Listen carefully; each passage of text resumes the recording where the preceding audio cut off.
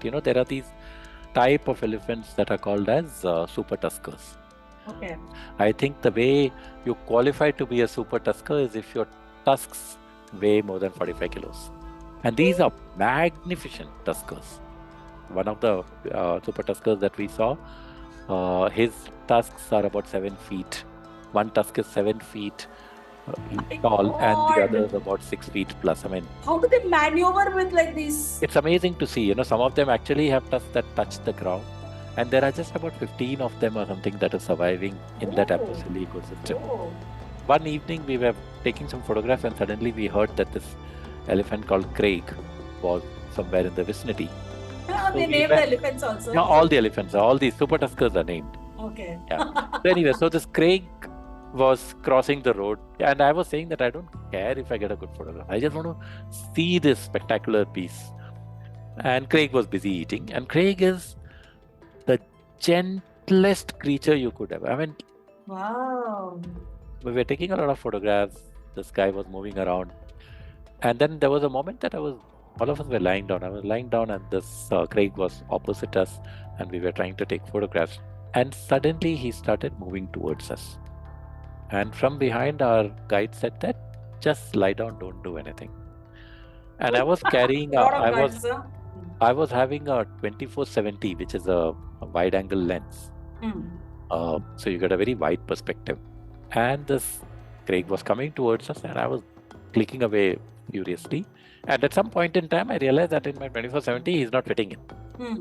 So in a wide angle, it's not fitting in. So obviously, he has to be really close. And I put the camera down, and this guy walked past maybe about 5 feet away from where I was lying down. That's less than the size of their tusk. The tusk. That's true. And that, I think, if there is one moment that I will cherish, it is that moment. To be lying on the ground with such a spectacular beast walking gently past you, totally ignoring you. I mean, it was great. Listeners, do not worry. We have this gorgeous super tuskers picture that Ashok's referring to in our blog this week. And you'll find the link to this blog in our show notes. Alternatively, you can also go on misadventuresofasneaker.substack.com and look for this blog. It'll have all the highlights that Ashok tells us during this podcast episode and lots of his gorgeous clicks too. And on that note, let me welcome you all to this enthralling episode of Misadventures of a Sneaker. I am Revati here, and we have with us Ashok Nair. He's a wildlife photographer, a blogger, and a life coach.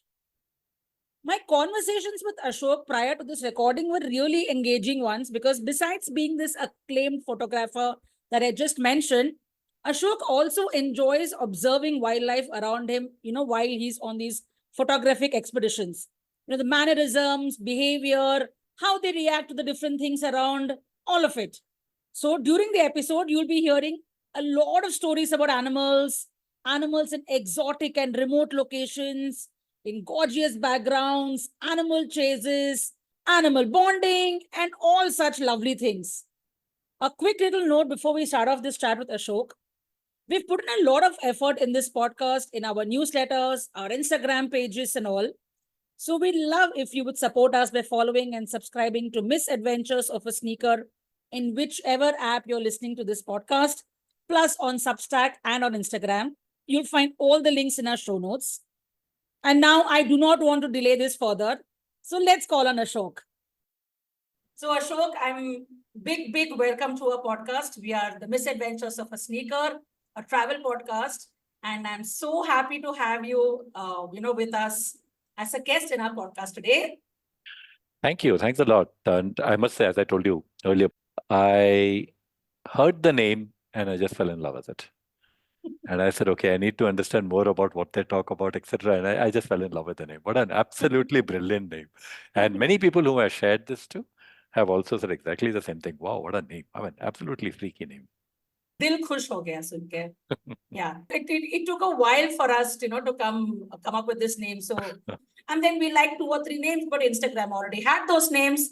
We're like, now what do we do? good for you that there were many names that were taken, because then you might not have come up with this. So sweet. Thank you. Thank you. So, Ashok, we know that you are a super awesome wildlife photographer, because I've gone through, your Instagram handle, and not just photography, you're a phenomenally good storyteller. I think I binged read all your blogs. The drama that you put in every single scene that you have shot is amazing, and I am a big sucker for drama. So, बहुत ही मजा आया. We are very Thank you. thrilled to have you. Thanks a lot for all your generous compliments. So let us start off with asking you, the most basic question. You've been a corporate guy all your life, right? And this is nothing in connection with anywhere big corporate. So if you say life coach, I would say that there is some, I know. there is some logic. But photography, that too, wildlife photography, how did it start? What's the psyche behind it? Tell us your story. Yes, you're right. I mean, I often think that even at least 5 years back, if someone had told me that this is what I would be doing right now, I would have laughed at a person, because this is far, far away from what I would have ever dreamt of doing. And when I listen to many photographers, many of the acclaimed photographers, etc., they talk about how right from their childhood they had this fascination for nature, and they had this camera and stuff like that. I had nothing of that sort.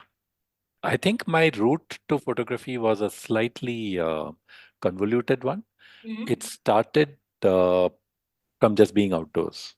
So as a kid, I used to be, much to the consternation of my parents and my elder sister, I used to be always out, hardly ever studying, always out. And we, fortunately, those days we had a lot of space and time, etc. So I used to be a totally outdoor person, which sort of changed after I finished my graduation. Somehow, I don't know how, but some level of seriousness, etc., came into life, and I possibly went to the other end of the spectrum, where I could be labeled as being a workaholic. I would comfortably spend 12 hours, etc., at work, more if necessary, spend nights at work, etc. So, yeah. So I had done all that, and then it so happened that once, while I was in Intel, there was a work trip coming to Beijing. And this colleague of mine, and was a very good friend of mine, she said that, okay, let's just take a couple of days off and roam around Beijing too. And while doing that, some of her colleagues from Beijing, they said that, okay, one of these days we'll all join you and we'll go off for a walk into the Great Wall of China. Now, this wasn't the touristy part of it. And I had no clue about it. Okay, I went wearing shorts and sandals. And we were taken to this absolutely godforsaken place. A vehicle dropped us over there, and we had to walk for 10 kilometers, and the vehicle would come to the other end to pick us up. And we went through this place in the middle of nowhere, where the wall is broken into pieces at many places. Sometimes we have to get off the wall and take a small little path to get to the next solid, stable place. In places that were so steep that you had to either climb up on all fours or come down on your butt. Oh my. And at the end of it, I said that I need to do this. I need to be out in the open. I need to go into the mountains. And I came back saying that I have to go for a trek. And that's how I started looking around for a group. And it so happened that this is a very interesting story and one of my favorite stories. It so happened that while I was looking for groups and I had no one to come along with me, my wife was she was carrying our second kid, and her teacher, the Lavasa classes, her teacher told her that she is going on a trek with 4 other women. And my wife convinced her to take the sole guy, and I had no clue about any of these 5 women. So it was the most difficult thing that I've ever done, go with 5 strange women on a trek. Some of them are extremely good friends right now. But that's how it started. So I went for this trek, and after that I did quite a few treks. I went for a whitewater rafting expedition down the Brahmaputra, which was for about Wow. weeks. Did a couple of slightly tough treks like the Ordnance Call. Last year, we walked from Kargil to Kashmir. So I started doing a lot of this, and I used to take my point and shoot camera, and my photographs were reasonably well composed, etc. So humble, my God. No, at that time I didn't know anything, right? It was just something, just doing what I felt was right. And after a few years, I felt that, okay, let me just try to, my photographs are pretty decent, so let me try to understand it a little better. And I went for photography classes. Like one would expect, because of work, I could never follow up on it for a long time. I went for at least 2 or 3 classes because after each class, you don't pick up the camera and then you forget everything. Right. And I went for a trip or two, but I never really could do much about it. So it was there as an interest, but not something that I could really pursue and understand much about. But it so happened that there was a time in my career where I was working with my wife. She joined her startup, and during that time, I had a lot of time. While stress levels were high, I also had fewer meetings and review calls to attend. Because of which I ended up reading a lot more and looking at photographs and what photographers wrote and spoke about. And I sort of got hooked on. And then when I started getting the opportunities, I started going out on photo trips.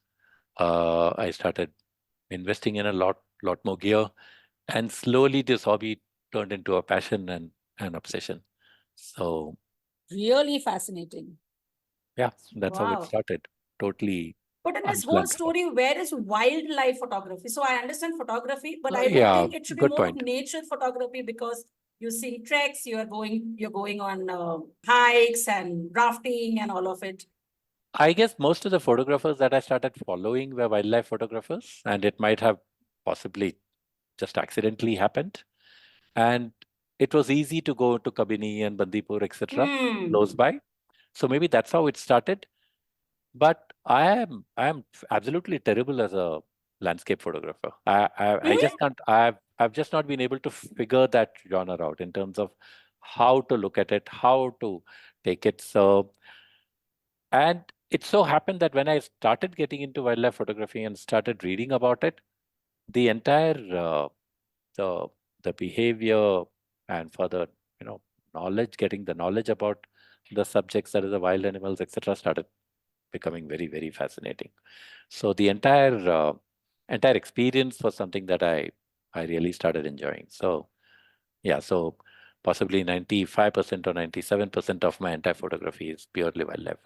So love for wildlife. Do you have a lot of love for them? Also, one of the reasons why you chose to be a wildlife photographer?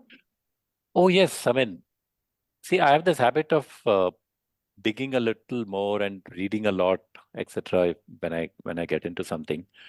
And then when I started reading about many of the animals, their habits, how they live, what their behavior, it is absolutely fascinating. And I try to be very conscious of the fact that I'm going there to photograph the wild, but it is their safety, their lack of stress or calm that is far, far, far more important than my photograph.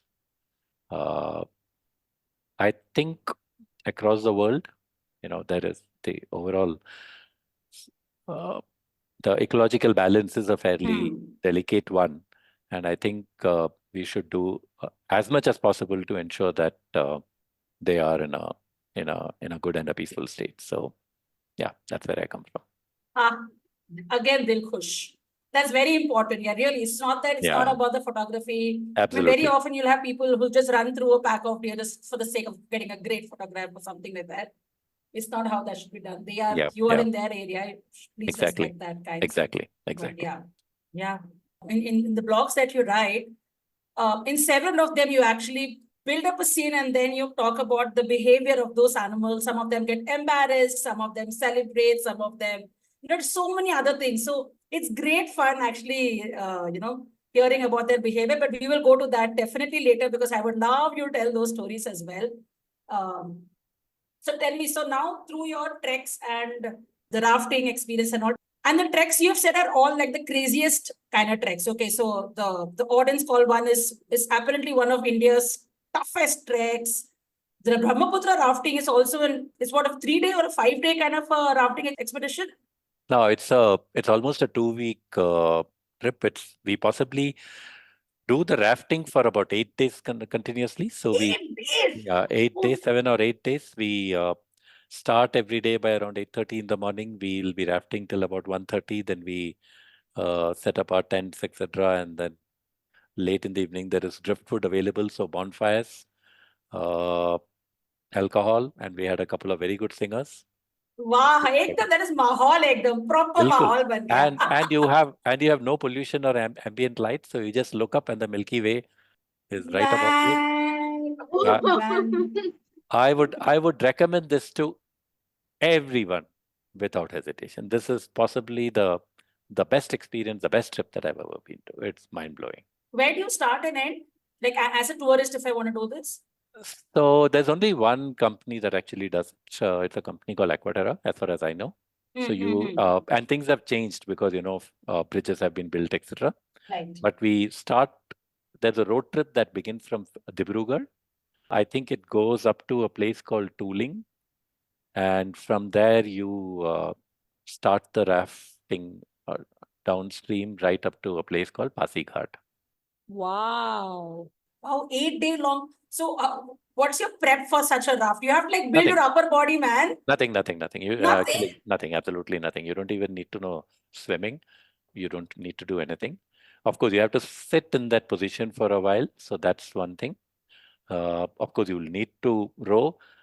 But I honestly think it's a guy sitting in the back who does everything. I mean, we might be kidding ourselves that we very brilliant job, etc. But my sense is that even if you had done absolutely nothing, he would have taken care of it. But it's nice to kid ourselves that we did a fantastic. Yeah. So I've done the rafting in the Haridwar Rishikesh, that one, which is just a 1 day thing. And at the end, I mean, it was a phenomenal experience. I'm anyway a water baby, so when they tell jump into the water, I'll be the first one to jump in. And we were a huge group of friends, so we had like 3 rafts. So I would swim from one raft to the other, and then there was a cliff jumping thing there. So I did all of those things. But at the end of it, that evening when we went back, and even there you have to set up. I mean, our tent is set up. We don't have to do anything. We have to go and chill there. But we were so sore the next morning. We were so sore. My God. So that's why I asked, when you're doing it for 8 days, it's not a small thing. Yeah, it's a little, yeah, but it's okay. It wasn't too bad. It's so fun. It's great fun. I mean, imagine 20 feet high, waves falling on you. It's like absolutely brilliant. Oh, 100% entered my bucket list, and very early bucket list, not like when I'm 50 or something. I have to do it soon. Wow. And what about the different treks? You said you just did one in Kashmir to Kargil, and then the audience call and all of it. Yeah, so I'd done the audience call, which was possibly the toughest. I'd done the Annapurna base camp, etc., which was not comparable in terms of. Oh, how you're brushing aside all these complicated ones. I was comparing it with the audience call, which was brutal. I mean, it is relentless. Most of the treks, the first few days are a little easy. You walk through meadows and you just love it, being out, etc. And then slowly it starts getting a little difficult. And then the last few days will be the challenging ones. This, from day one, you had to be careful. Narrow trails, crossing over boulders and bridges made of log. I mean, it was just relentless. And then you have at least about 2 days over moraine. Moraine is a loose rock that is left behind by glaciers. And it's a pain to walk on because you never know which rock is stable, which isn't. And you could fall. It's a pain. You have any war wounds? No. So I have a friend who went on one such trek, and but the last day he had a royal fall, and it was a ligament tear. Oh But they boy. couldn't do anything. They couldn't carry him back and all that. He had to walk back in that condition. He Ooh. still said that it was phenomenal, mind-blowing. They helped him slide a lot because thankfully it was one of those descents where there was like good snow, which you would not go tumbling down. Yeah. So they helped him do things like that, but he would still say it's a phenomenally good one. And so then he comes and says, "Oh, see my war wound, I have this and also." Okay, that story turned to him being the hero. I mean, I have seen videos of this audience call thing, and it is, I mean, like you said, always it starts with a beautiful meadow and you have a lake there, and you think I mean, it looks fairly flat, not very steep, but this one was like crazy. Yeah, This is the the Gangotri one, right? Like the yes, we Gangotri start road. from that's where we start. And the best thing is that final climb. Okay, when we have to climb up to Auden's Call, I remember I had another person who was with me. We were climbing up, and it's brutal. I mean, after a point, I mean, we were saying that okay, let's take 10 steps and then we'll pause. And Oh, slowly, the 10 steps came to some 2 steps, and we were taking a pause because oh my it's God. like it was really really tough, knee deep snow and all that. And we were asking ourselves, okay, it's supposed to be breathtaking in its beauty. I mean, where is it? It just looks fairly okay. I mean, it is beautiful, of course, but not like breathtaking. And then she stepped on to the call before me and she looked back with her eyes wide open. She said, "It's beautiful." And I kid you not, I stepped onto the call and I just choked up. It was the most breathtaking sight that I've ever seen. On the other side of the call, you had all these mountains under you, all full of snow. I mean, it just looked absolutely brilliant. Words. Oh my I God. just totally choked up. It was superb. Yeah, so it was fun. I do not know how to react. I wish I could see. I mean, they should start some chopper service for people like me, man, who are so lazy to do the whole thing. If they start such things, it's gone only. I mean, the beauty and the pristine nature will go. But oh my God, this is so nice. You have to share some pictures with us, Ashoka. We'll put it up on our blog, Instagram, and things like that. People have to visualize what it is. I mean, they're hearing, and I'm only getting so wow about it. So do you see, like when you're at such heights, what do you see in terms of wildlife there? Nothing. You Nothing. could say you might see birds, Hmm. depending on where you are going and at what altitude, etc. Maybe But flying below you. no, some of those birds are incredibly hardy. Ooh. And you see them at the high altitudes too. But usually I don't go with those heavy lenses. I Correct, go with correct, correct. lenses that are lighter and more for landscape. Even if I suck at it, I keep trying. But yeah, so you don't typically see much like wildlife there.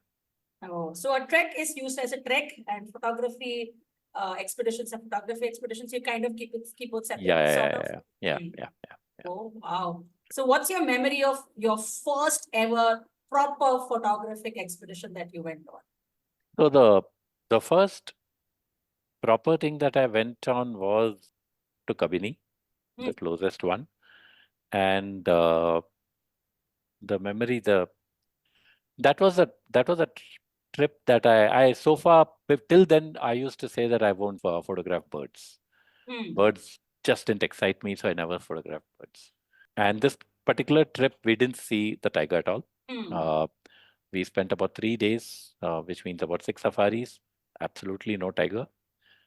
But this was a trip that got me hooked onto bird photography also. I wouldn't say hooked onto, but at least bird photography entered my interest because, yeah, we saw a lot of birds, and I realized how challenging it is to photograph them because they flit about so much. They're never still, and I just enjoyed the entire process. So the standout memory of that trip was the fact that I got into bird photography, which so far I used to say strictly no to.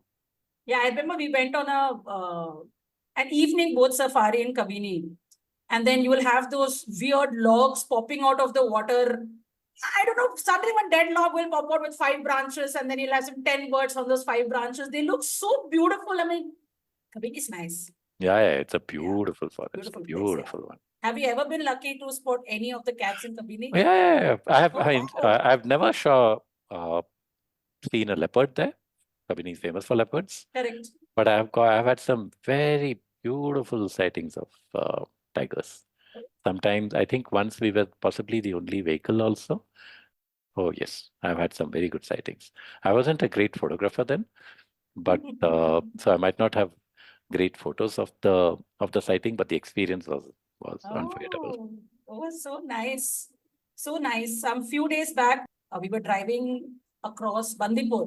We were driving our own vehicle and going across, and suddenly we had a herd of elephants crossing the road. And this was the month of March, so very hot. And I did have hope, but of course, I had hope, me being me. Oh, elephant should cross, elephant should cross. They always say that when you go towards Yeah, Wayanad, yeah, you'll always see it, always see it. yeah. I've had lousy luck. But this time we actually had like 4 elephants, mama elephant, elder Wow, kid, and 2 younger kids, how lovely. different sizes. But they are the cutest creatures in the world, I think, really in the world. Yeah. Wow. So tell us now, you've had phenomenally good experiences.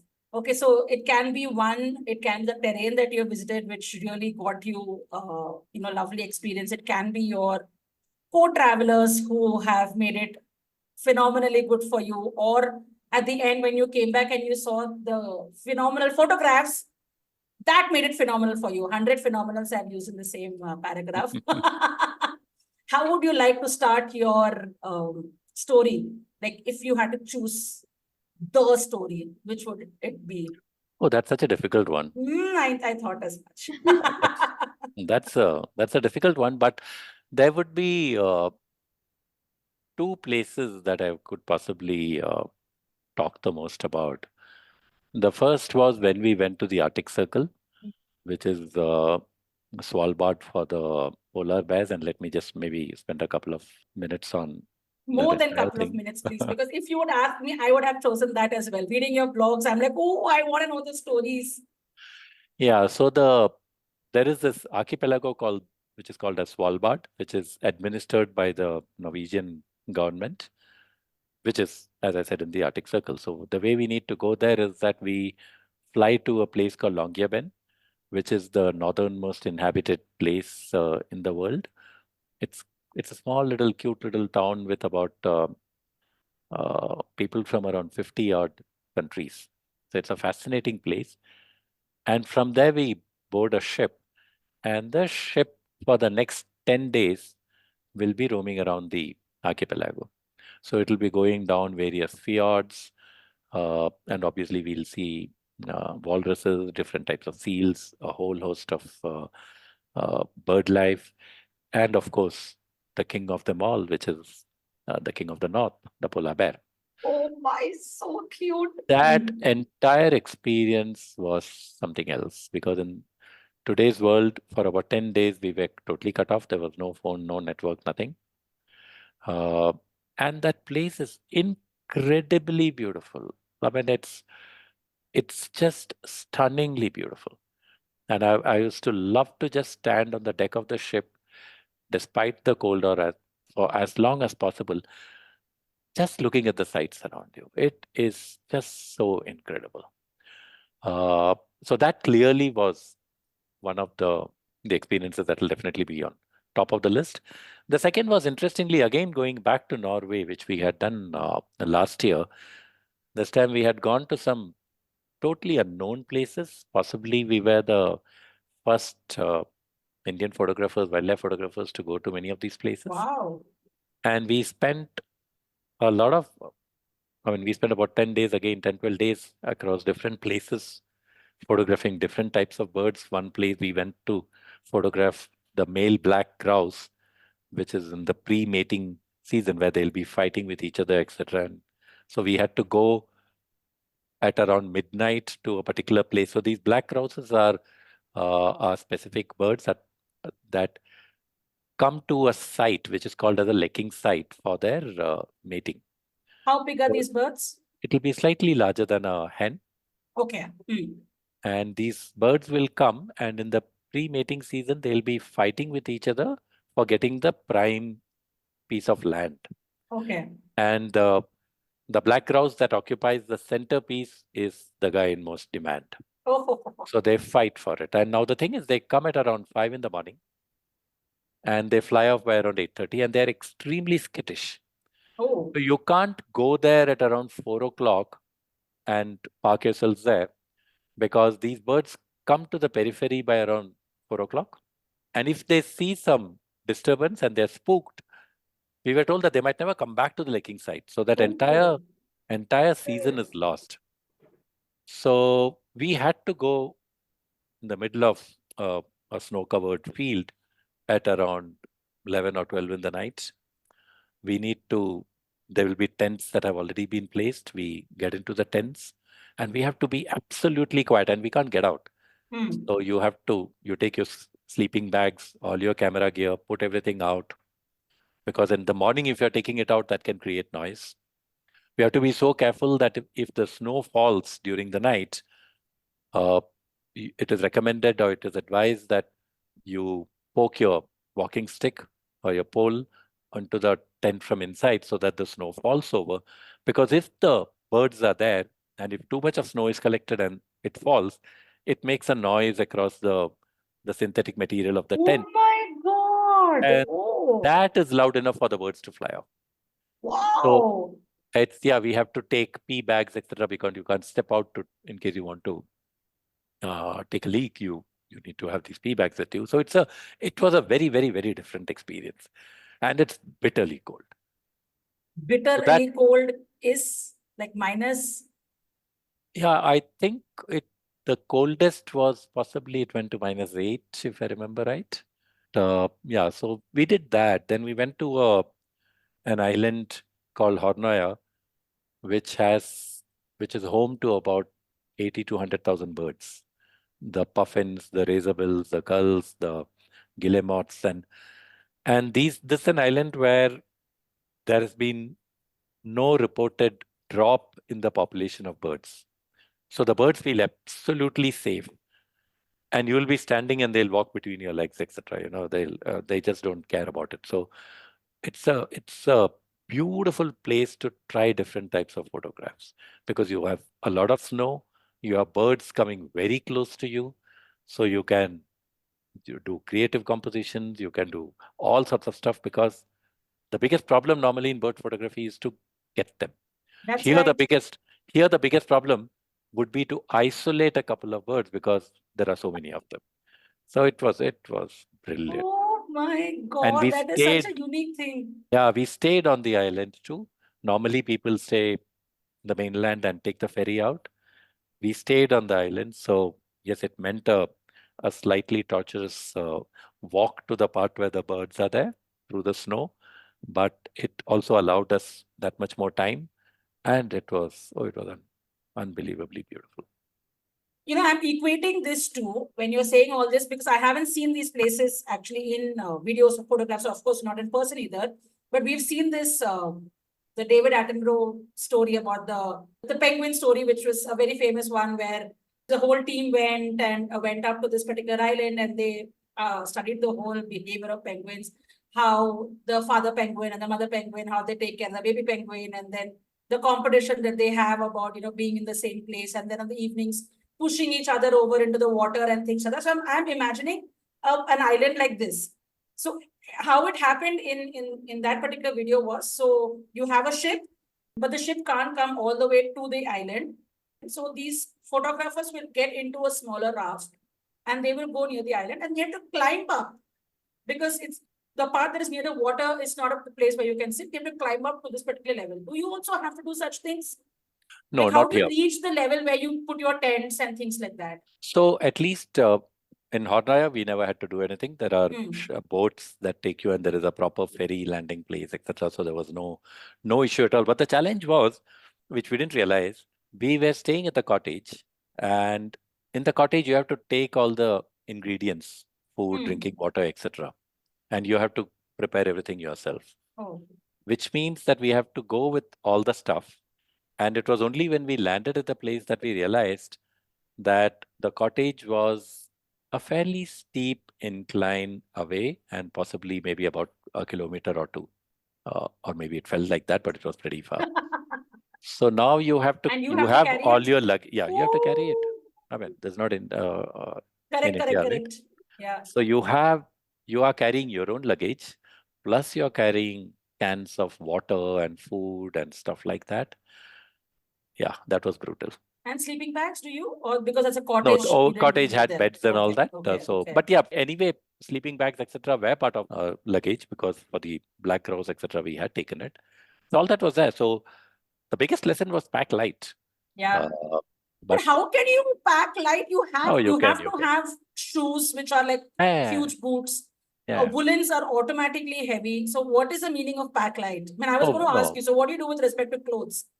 You know, Well, you. maybe two pairs of jeans and two t-shirts, but the rest, the jackets and all have to be Yeah, there yeah, in them, yeah, yeah, right? yeah, yeah, yeah, That's heavy, no? yeah, yeah. That is. So So what do you do it with was brutal. shoes?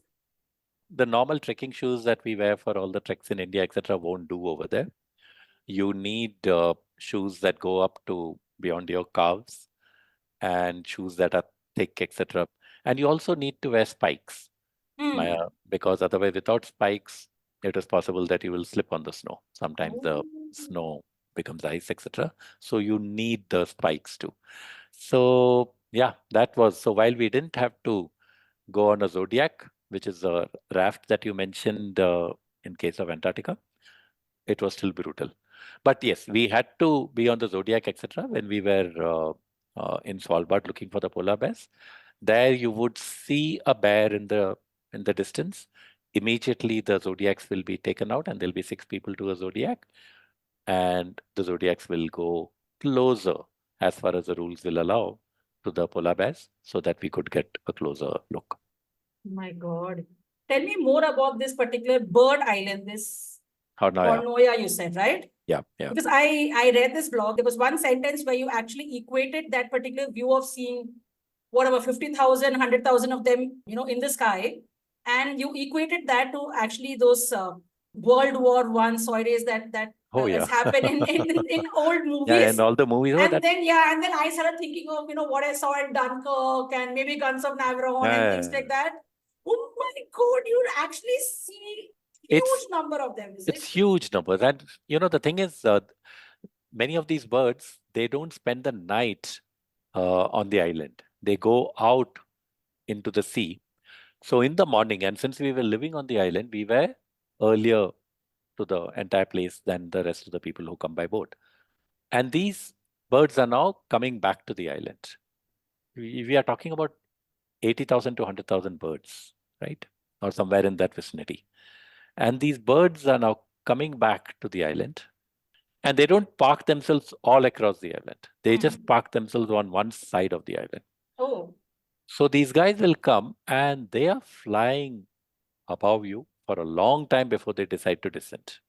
And it is simply breathtaking. And after a point in time, okay, I'll come to that, but that place overwhelms you with opportunities to such an extent that your brain just gets numb. At least mine did. And also, what happens is that during the day, too, suppose the birds notice that there is a raptor that is flying above, everyone will take off Oh, because the raptor yeah. can easily come down and pick someone up. So everyone will take off, and it comes all of a sudden. I mean, you might be looking somewhere else, and suddenly the first thing you hear is that pat of all the 80,000 birds All taking off like that. all taking off, and it is unimaginably brilliant. Oh my God. Oh, is it very noisy as well? These Oh, birds of can be course. like crazy noisy, Yeah, no? yeah, absolutely.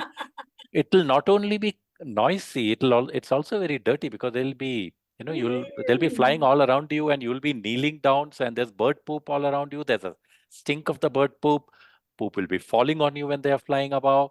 When you're bending down, you will be, kneeling or putting your elbows down into bird poop. Correct. So yeah, when you finish that entire trip, you look at your jacket. It's fairly colorful. You're in the wild.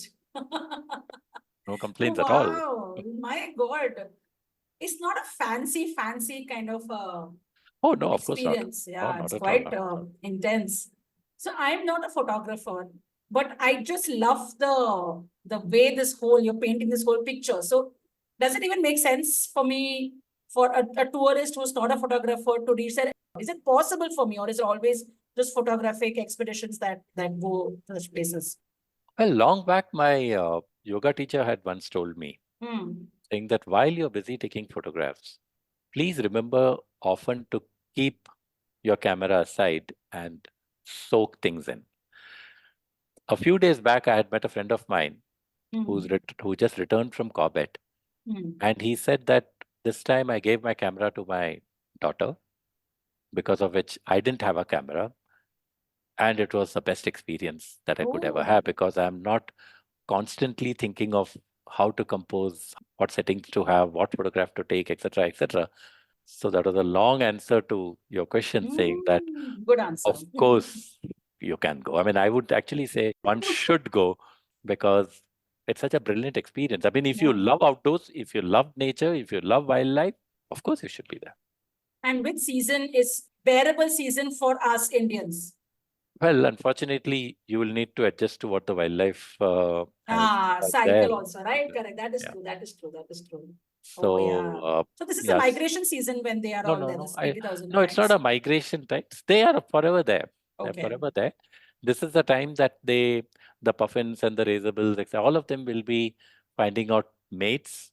They'll be identifying their burrows where they would have their chicks. So it is great fun, because you'll have a puffin or a pair identify a burrow, then two others will come quietly and they also inspect the burrow. And these people will let them inspect, which I always find very amusing. But after that, then they'll get into a fight, because someone will want to take over the burrow if the burrow is a good one. And you see these, two birds tumbling down the snowy inclines, fighting with each other. It's just good fun. And I think puffins are your favorite, right? I see a lot of puffin mentions in your. They're very Puffins pretty. are absolutely so adorable. And they are so, clownish in their entire thing, the way they land, the way they fly. Sometimes they'll land and they'll totally misjudge everything, and they'll just collapse, bomb into the snowy things. It's like they're like, you could How we just think of you could koala just bears, no? yeah, That no, you could kinds. just sit and watch them and keep, giggling and chuckling away to glory watching those guys. They're absolutely hilarious. And very pretty also. They have lovely beaks, Oh, so beautiful beaks. colorful. I mean, again, I never knew about these puffins. I only have read your blogs, and I was like, oh, and I see so many mentions of them that I was like, I have to ask you. I'm sure you are a little biased. I am actually biased, because I remember reading it in an Enid Blyton book. I think the Castle of Adventure was one of those adventure series books, where those entire group of boys and girls, uh, they find two puffins and they call them Puffin and Puffin. And that has always, stayed with me. So I was just desperate to see the puffin, and I'm very happy with that entire experience and some of the images I got. Yeah, phenomenal. Very, very beautiful ones. What about your Svalbard and Longyearbyen? Longyearbyen, yeah. Okay, Longyearbyen. Yeah, tell us about that. So Longyearbyen is so fun to read about, because anything and everything that you're there is northernmost. So you've got the northernmost pictures. If you drink a beer, it's the northernmost brewery. Anything and everything is like the northernmost thing will come and crash to it. I love there's a read up about it. Tell us about the place. So it's a very small place. I think it's got about 2,500 people from around 50 nationalities. It's famous for a seed vault that is also there, which we never visited. It's a very small town, and the residents over there typically have the snow bikes, etc., also along with. So you will see a lot of those, parked all over the place. The administration has decided the colors in which the buildings have to be. So it can't be of any random color that you choose. So it's got a beautiful pattern. You have all this white, and in between you have these beautiful colors in a nice pattern. And different colors, huh? If I remember right, about 3 or 4 colors are allowed. So only those colors are there. So it's an extremely quaint little town. And then there is a church that is at a little bit of a height. You can take cycles for hire for free, so you could cycle all over the place. So if you cycle up to the church, you can look down on that entire little town. It's a beautiful place, and then you can come down. Wing. or something Exactly. like Exactly. Exactly what we did. that. Bachpan ki yaad kind of a thing. Bilkul, bilkul. Oh my God. And these villages, they're so remote, right? You do have polar bears walking around here and there. I mean, there must be Well, stories no, like that, right? there are definitely Hmm. stories like that. So you have Longyearbyen, which is a collection of places which is pretty close by, but many of the people stay on the outskirts, and some of those cabins and houses that we have seen, I mean, are so remote. It seems to be in the middle of nowhere. You have a gently sloping hill, you have the water on the side, and then you have a beautiful little place. I mean, the number of times that we used to look at many of these places and think that, just imagine getting up in the morning and opening the door every day to this site around you. I mean, wow. Wow, seriously, wow. Already Longyearbyen is so remote. Already you were seeing like 2,500 people. And then you go say, uska bhi outskirts mein rahoge, to oh my God. I mean, I was already thinking that these places have crazy number of 24-hour dark days. So there should be maybe 3 months of no sunlight Yeah, yeah, itself. That yeah. itself would make you like feel lonely and all that. But if Mm, they are already used to some mahal like this, it should not maybe affect yeah. their psyche. I don't know. Well, I guess they're used to it. So we went in the month of July, Hmm. 2 years back, towards the end of July and a little into August. So from around mid-April, if I'm not mistaken, the sun comes out. Hmm. And when we were there, it was 24 hours sun. So the sun will be, 24 hours, even that will affect the yeah, psyche, right? it was on Hmm. the other side. So the Okay. the sun would be hovering just around the horizon. So it'll never become really, sun will come on. It'll be Hmm. hovering around the horizon.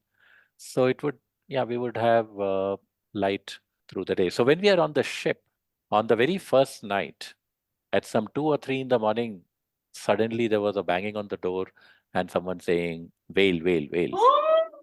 And so that's what would happen all the time. So there could be at any time in the day or night, there could be a sighting. And because there's a sight, you could sight. And then if you're sleeping, there'll be, everyone will come to wake you up, and then you have to rush out wearing all your gear and the cameras, etc., Right.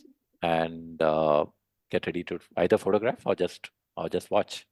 How lovely. So these are the waters very choppy? So when we went, those waters I think are by and large fairly calm. There was one Hmm. night that it was a little choppy. Hmm. I've read of some experiences of people where it's been fairly choppy, but we didn't experience it. We were our trip was on fairly calm waters. And do you get to do a dip here? Like, do they have The that? polar plunge. Yes, like the polar plunge. Well, I talked a lot about it before going that I'll take the polar Hmm. plunge.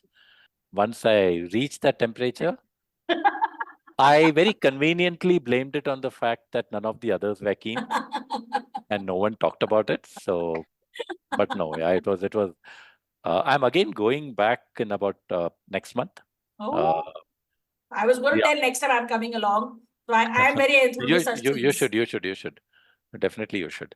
So we are going a couple of months earlier because when we went, and that's a sad part of Hmm. the world right now. Earlier in July, also you would see a lot of ice, and it's called as pack ice. When we went, we hardly saw any pack ice. Everything is melted. Most of the photos of the polar bears that I've got are against dry brown background. There's no snow, there's no ice. That's sad. The place that we went to, I think an island called Quitova, uh, the leader of the expedition said that that's the northernmost ever that he has ever gone to, because usually they are not able to reach that place because of the dense pack ice. But there was no ice, and hence we could go. So it's extremely depressing from that perspective, and the people all around you will constantly be talking about their worry and about the environment, the fact that it's becoming warm. All the time they'll be talking only about that. The reason why we decided to go a little earlier this time is precisely because of that. We wanted to go a little earlier where it'll be colder. The chances of sighting would be a little lesser, but you would get all the pack ice and there'll be a lot more snow. And hopefully if we get sighting, then the photographs could be a lot different and a lot better. And So what an experience to see those that blue color ice and glaciers and absolutely, and a absolutely. white polar bear in front.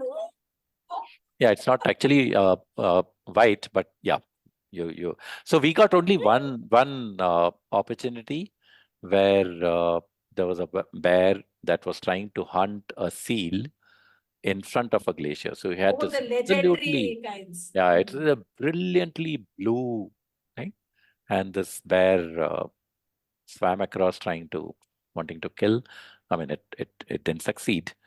So we got one or two occasions where we got a pretty good background, etc. But otherwise, no. So that's fingers crossed about If they this trip. stand, they're taller than us, right? Of course, of course, of course, of They're course. 6.5 feet I or think they're more, far something more. like I think they can go up to 8 to 10 feet too. I might be wrong. that. Oh my God. Yeah, so we recently, released a podcast on a guy who went to Alaska. Our guest was Pratik. So he was talking about the glacier colors and the melting of glaciers even there. So he was talking about when you go on these tours, you take boat tours very close to the fjords, towards the glaciers, you'll have a lot of this waterfall, natural waterfall over there, right? And you'll constantly have ice breaking off. Thankfully, often in smaller chunks, but you do have like one bam, one ice will break. They've actually made a lot of like every year, this is where the ice, the glacier has ended. Yeah, yeah, And yeah, progressively, and they yeah, have yeah, also yeah. taken it to 2050. So this is where it will be if this is how we are going forward. Which it was very disturbing to actually, see the progression or Yeah. what is the word I should use? It was very, very Regression. disturbing. Regression, Yeah. sahi mein. Since you're mentioning the carving of the glacier and it's falling off, Yes, etc., yes. Mm. I thought I'll just share this. Our Mm. expedition leader was saying, see, you shouldn't get too close. It's a fairly large chunk of ice that falls in, Yeah. and that obviously causes disturbance in the water, and you're on a raft, etc. So you shouldn't go too close to that end because you never know when a piece Mm. might break off.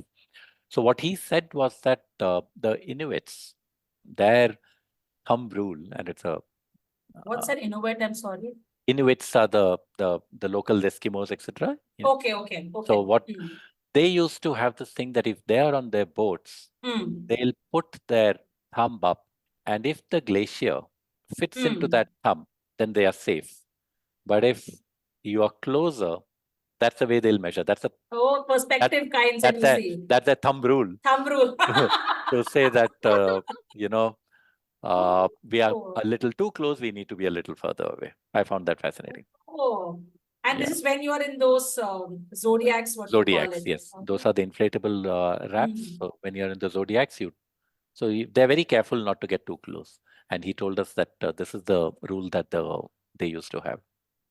My God, I think I saw one picture that you had put up with the face of the entire glacier, running across kilometers. I Yeah, don't yeah, even yeah, know how many, 80 kilometers, yeah, yeah, yeah. 150 kilometers, some number you had put up. I don't remember what it was.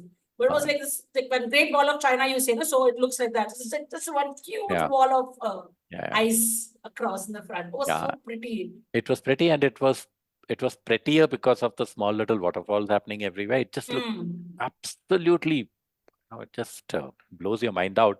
But that's actually the sad part too, that it's melting. There are waterfalls, Mm. waters. Yeah, So correct. that's a Correct.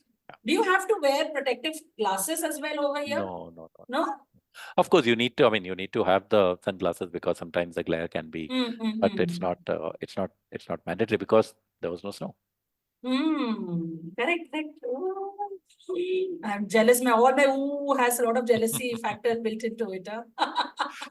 Tell us about your seeing all the walrus, very, very noisy creatures, right? And they're not How was only some of it? noisy; they're a little. For example, our expedition leader, he used to be paranoid about the walruses because the walruses apparently sometimes tend to come closer to the zodiacs. I don't know if it is because of curiosity or if it is because we are a bit too close to them and they're threatened. But when they come close, they can puncture. They'll put their huge teeth in and they can puncture the ram. Now the rafts have safety things in terms of they have backups, etc. But he used to be very scared of it. So whenever the walruses will hit the water and come anywhere close to us, he'll just zoom away. So Very interesting. Hey, what about the polar bear experience? Yeah. Our very first sighting of a polar bear was fascinating. So we had got off the ship, got onto a Zodiac, and went onto a small little island or a land piece because there were a lot of walruses there. So we spent about half an hour, 45 minutes photographing the walruses, and then we were returning to the ship. This was the first time that we were on land, first time we were on a Zodiac. So there was all that excitement around all that. Yeah. And as we were going, and I still remember our expedition leader who was on our Zodiac, he just started saying, "I spy a little white thing."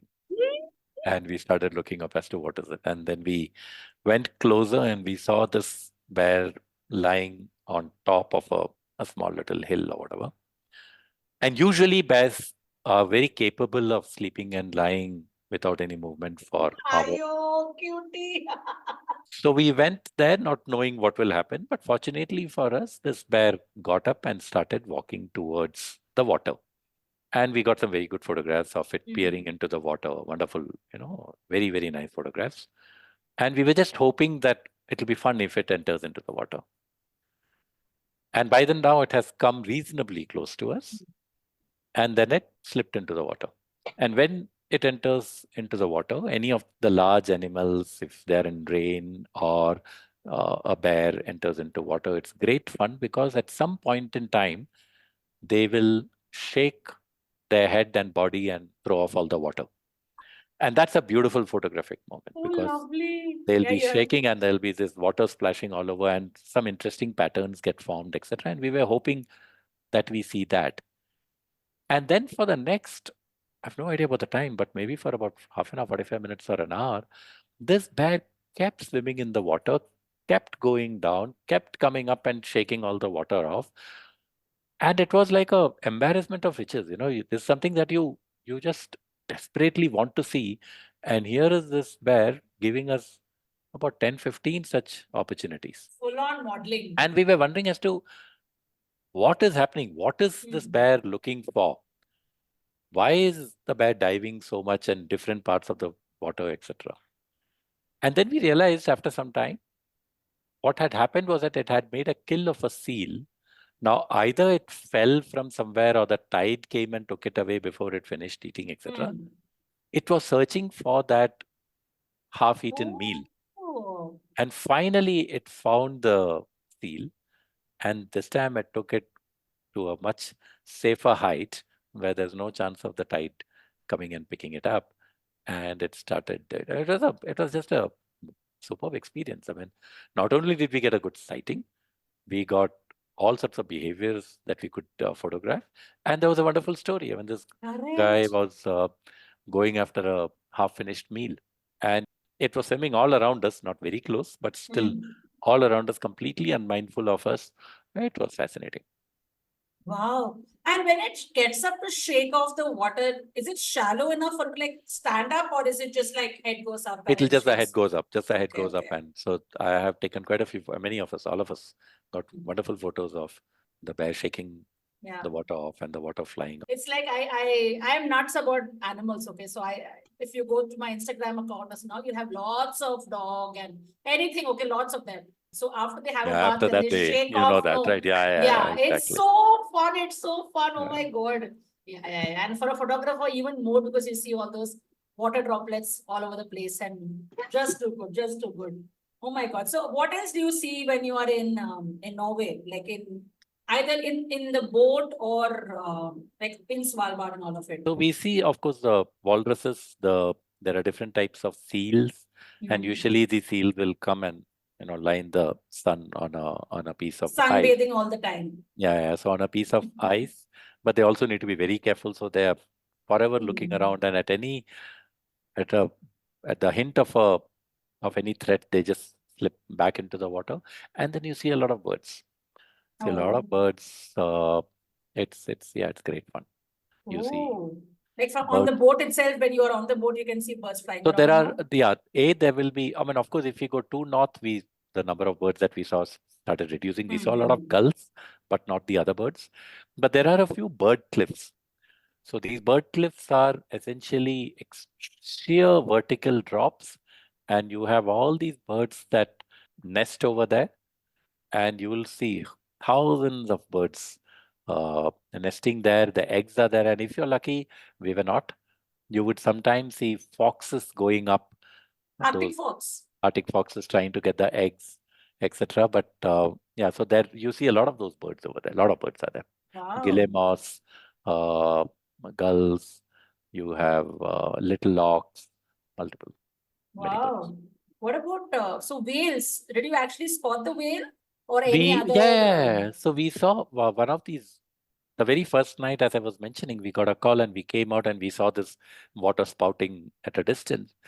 And then we said that, okay, after some time, the spout stopped and we said, okay, maybe the whale might have gone in the opposite direction. And then suddenly there was a shout and the whale was just next to the ship. And then you realize the size. Massive.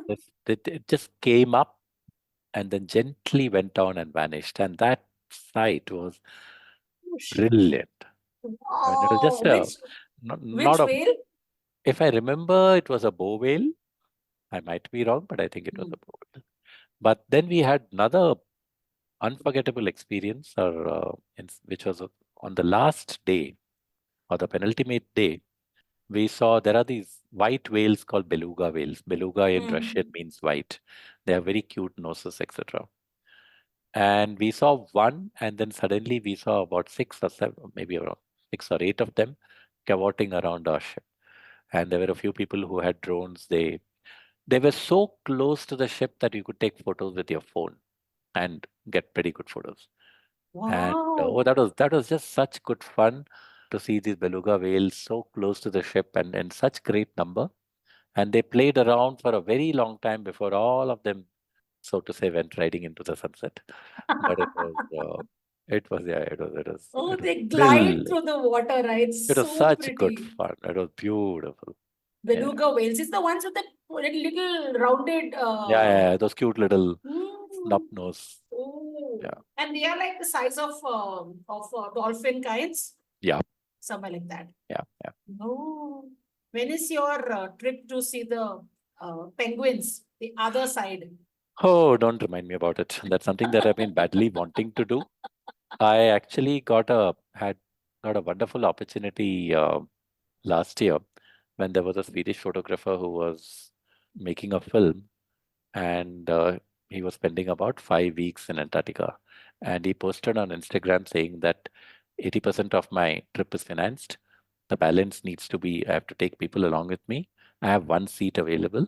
If anyone wants to come, drop me a note. So I just said that, okay, let's give it a shot. I sent him a mail. He had a series of questions. I replied to all those questions, and the next day he replied, okay, so you're on. So I thought on matlab, you might have got onto a short list or something. Then 3 days or 4 days later, I felt, okay, let me just check. Is he talking about a short list or am I on the ship? So I asked him, I mean, is it a short list that you're talking about? And if so, then what are the next steps? So he said, no, my friend, you're on the ship. And I Oh was my like, God. wow. I mean, and the cost was, I mean, I would have spent 5 weeks over there for a cost that was less than what I would have had to pay if I go for 2 weeks on a normal expedition. So in My. every which way, it was brilliant. Unfortunately, I think many of my friends cast वो नजर लगाते बोलते हैं ना, many of them. No. So what So happened good to was that be he true had sometimes as well. seriously. So he had some trouble in fixing up the boat, and because of which he decided to give up his plan. So that was a bad blow. Just keep reminding him every 6 months so that I have I know. already been chosen. I don't have to apply once No, no, again, but please take me.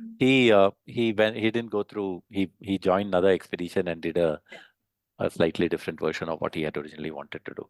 To answer your question, yeah, there is a rough plan to go to Falkland Islands next year. So not yet to either South Georgia or to Antarctica.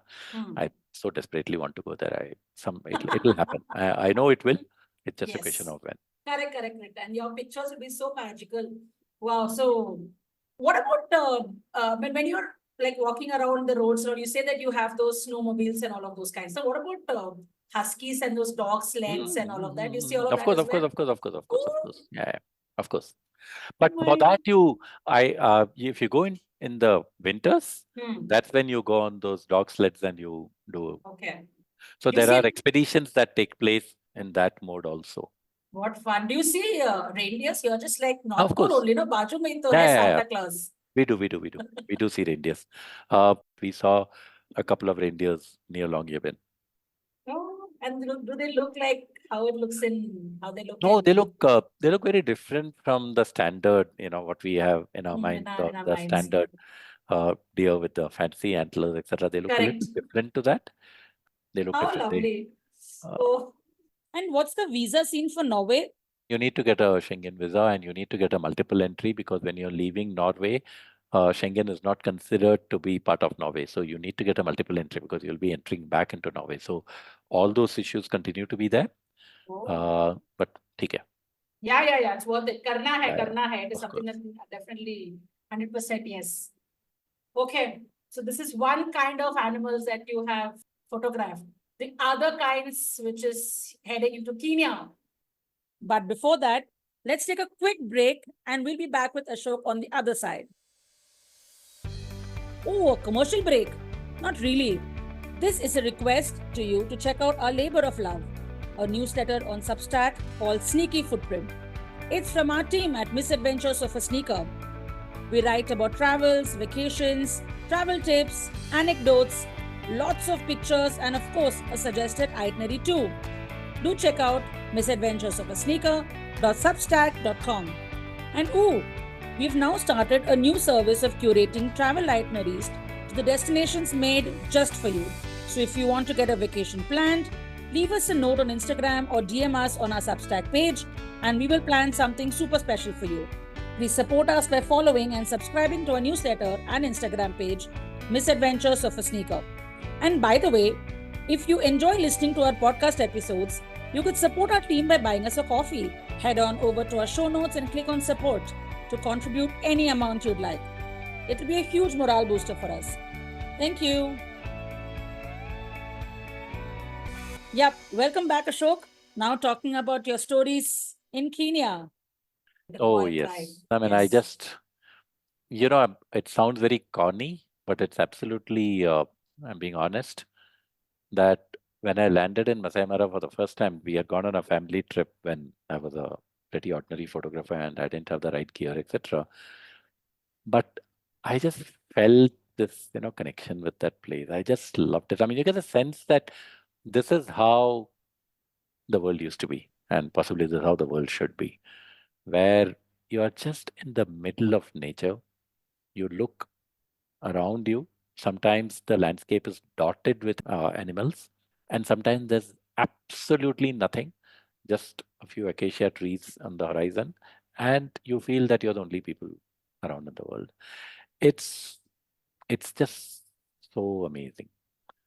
So yeah. Oh my God. Yeah. So again, one of our first episode of the second season was this girl who went, Yes, and she said that I I heard enjoyed that. it. Yeah, I enjoyed it so much, primarily because I felt so insignificant there. Yeah. And the thing that I really love the most is when we have breakfast or lunch in outdoors. So you circle a tree, you look up to see whether there's no leopard or anything up the tree. You check whether it's a safe place. And then just stepping out and eating out there in the open. Nothing can compare. Yeah. Oh my God. Tell us more about the difference. You've done Masai Mara, you've done. I'll be going to Tanzania later this year, but I haven't gone to other places. In Masai Mara, in Kenya, I've gone to Masai Mara, I've gone to Amboseli, I've gone to the Rift Valley, where it was a totally different type of photograph, which is called as height photography. So these are the places that I've gone to, but to Masai Mara, I must have gone maybe 3-4 times or 4-5 times. So wow. So this is from the first time when you were an amateur photographer to when now you are a pro. Oh, I'm still an amateur. Oh. By the definition of the thing. But let me tell you about the most, possibly one of the most memorable incidents. So there was this, on my second trip to Masai Mara, we were in a vehicle, and we always go with this particular camp called the Matira camp. And the owner of it is a gentleman by the name of Anthony Tira. Yeah. And that guy, I have just no idea about how his eyesight could be like that. He could see a swish of a lion's tail somewhere in the horizon, and then he'll go there and he says, "I think I've seen something there." We go there and we see some lions there. I have no idea what Wow. that is. He's just absolutely crazy. Wow. Uh, so he noticed something, and we said, "Okay, let's go closer." And he said it's a cheetah and a cub.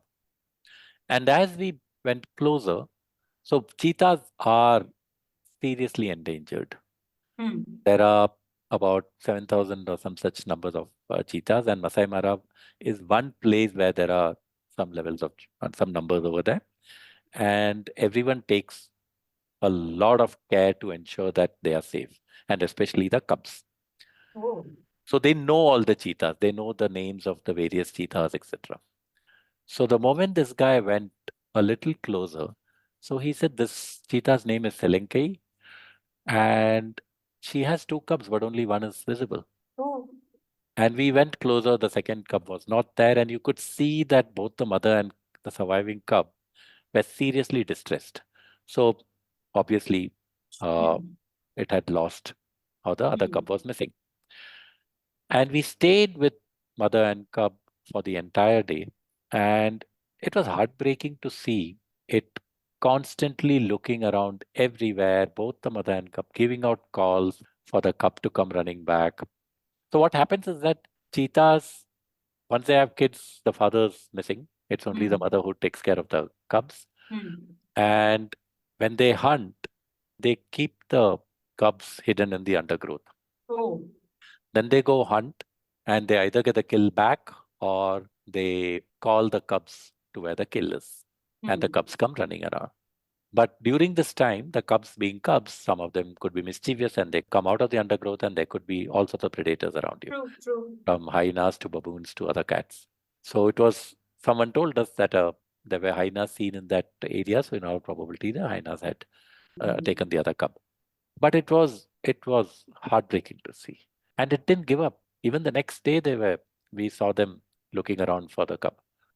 So we stayed with the cubs the whole day because we felt that uh, it was very open, and if the two of them stay there and the sun goes down, we could get very good photos against the sun.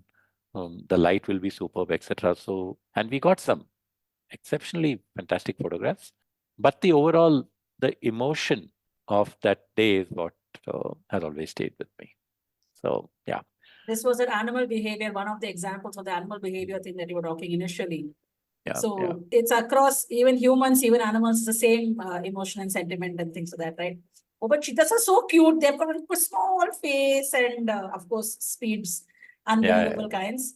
Oh, But you they're should very, see very them cute. hunt. I must tell you the Mm. story of, but there used to be a group of 5 cheetahs Mm. who used to be called as Tanobora.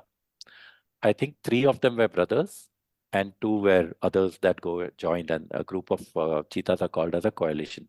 Usually you Wow, don't see coalition. a Nice. coalition, and usually you don't see such a large coalition. Usually it's about maybe 2, maybe 3, but this is 5. Mm. You should see the way they hunt. I mean, Mm.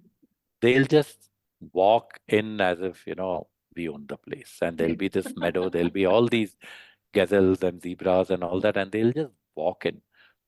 Couple of them will circle, and that Oh, entire the dynamics of a hunt. I mean, be it a cheetah hunt or a lion, pride of lions hunting, it's fascinating to see that. And we wonder as to how do they communicate with each other? How yeah, do they decide on the prey? How does that entire thing happen? It's just absolutely fascinating to see. So yeah. yeah, I've been lucky to see a few hunts. Never got great photographs out of it because you never know which side they might go running, which prey they might identify, where the prey will run. So all those things. And which specific cheetah slash lion, whoever to focus on, because if you're saying Exactly, that the five, exactly, one is exactly. the one that we Yeah, probably yeah, will yeah. cash And in kinds. yeah. Always happens, always happens. Wow, how do they Always. do this strategy? Yeah, I'll and go actually, first, you come from behind, I'll come in the yeah, back, yeah, you go from behind. And if you see the lions, that's even better. They identify some prey at a distance, and then there'll be two or three of them that will go circling. A couple of them will go close. And sometimes once, for example, we were seeing them hunt a warthog family, and you sensed, based on what our guide was also telling us, that initially they were focusing on a particular warthog, but at some point in time they switched, saying that okay, maybe that warthog went into a slightly more difficult play area or whatever. Then you wonder, how did the communication happen to all the others saying that, okay, now we are switching from this target to the other target? But it's absolutely fascinating to see them hunt. Yeah, they must There have a is a wing or strategy. something. That one, let's go there, guys. Because noiseless, right? There has to be some way. Yeah, but it's fascinating to see the entire hunt, the strategy behind the hunt.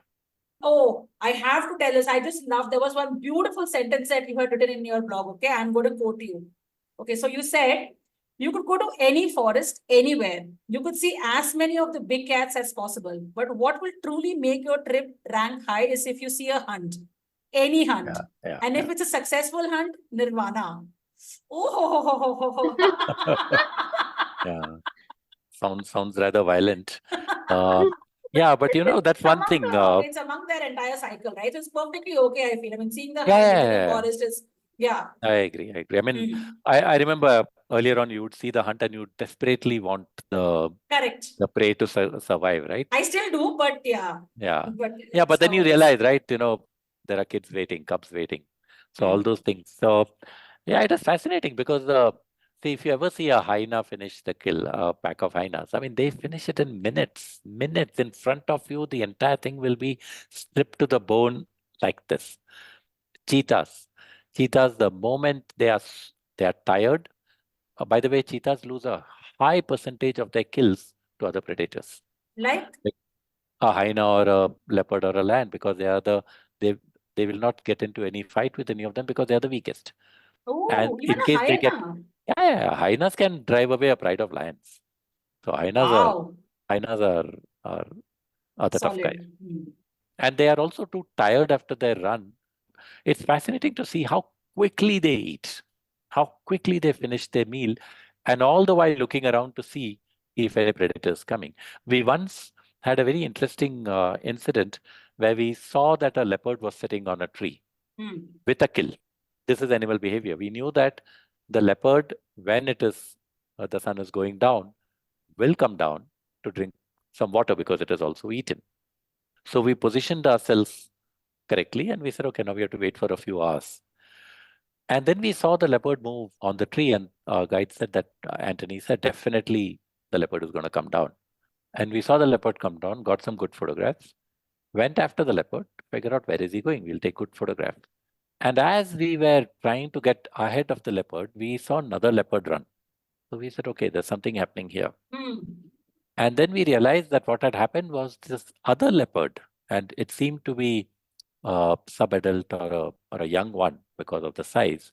He had made a kill. Now this leopard sitting on the tree with a kill, but is seeing another one in his territory. So he had come down to chase that guy off, took over the kill.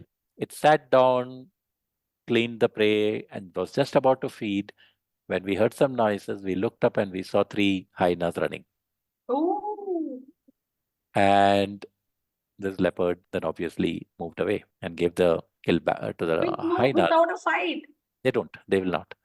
Unless they are very, very hungry and the hyena seems to be a little, there's only a single hyena, maybe they might. And it went back and climbed up, and we again went back to the same position and we got another photograph of the leopard climbing up. So yeah, all these sort of, incidents and stories happen, and there are subplots and all those things happening, which half the time you will be totally unaware of. Wow. So in one such expedition that you're going, so for example, this one day, how many photographers would be there in your vehicle? So I most of my trips, all my international trips have been with this friend of mine called Rahul Sachdev, who organizes these things. And there will be 3 photographers and he'll be sitting in front and there'll be 3 of us. So what happens is that there are these fairly large Land Rovers that are used in Kenya. What is done is that seats are removed. One row of seats are totally removed. So you have a huge amount of space in the center. There is a back row that will be there, and there'll be one more seat that is kept. You keep mattresses, etc., on the floor of the vehicle so that you can sit on that if you need. And that is the prized position in the vehicle. The door is also such that you can open the door so that you can actually lie on the floor of the vehicle and take as close to a ground shot as possible. Oh, oh. So any such hunt, you all guys click, click, click, click, click, click, click, click, click, click, click, click, No, click, we click, just click, go in, that's it. yeah, you just go absolutely Berserk. crazy with the shutter speed. Yeah, absolutely berserk on the and then you wait and see as to okay, let's see if something good has happened or not. So hunt is something that's what you end up doing. Yeah, actually, it's so exciting, no? Yeah. There's a story that you spoke, that you had told us, or rather, you had written about this pregnant cheetah, Cheetah. I think, right? Yeah, That tell us was about that. that was you know that was possibly the day that uh, it was a tough day. We had traveled through the night and then reached Masai Mara, and this was my first pure photography trip to Masai Mara. And there was some confusion. We got off the flight. There were the vehicles waiting over there. And I thought we might be going to the resort because that's what we normally do. Hmm. But Anthony believes that we are wasting time if you go to the resort. We should be out in the wild, which And is he's a dude. absolutely, yeah. So unfortunately, I had one camera in hand and the other camera went in the other. I thought that vehicle is also there, but that vehicle actually went to the resort. So I didn't have the larger lens, Hmm. which is the more important lens that I would have wanted to have. And I was tired. I was like, Hmm. hadn't slept well. It was generally the flight was delayed. So all those things that happened. And I was like Hmm. absolutely tired. After a while, it started pouring. Oh. And I just wanted to get to the Hmm. resort and sleep. But we stayed. We saw two lions. We waited with the lions. Fortunately for me, I got some gorgeous photographs of the lions in the rain. Wow. And then we said, okay, it's getting dark. Let's leave. And where we were going through the rain, and suddenly Anthony said that, oh, there is a cheetah with a kill.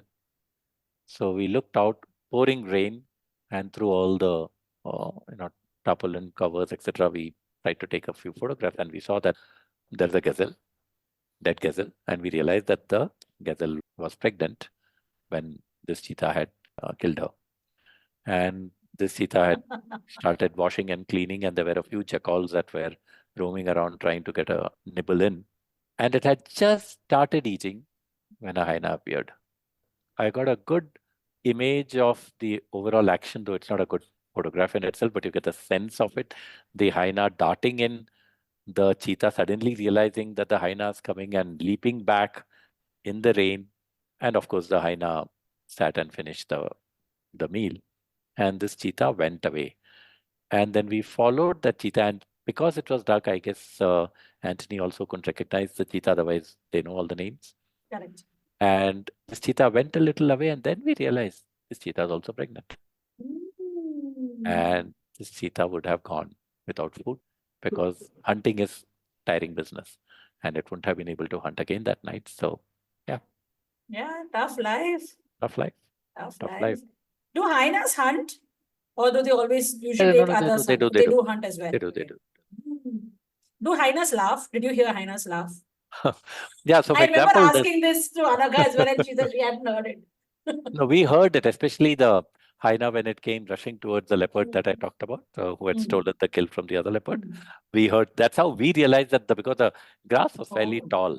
And Oh. suddenly we heard this sound and we saw that, okay, so we knew that the hyenas will be coming, and then we saw the snouts.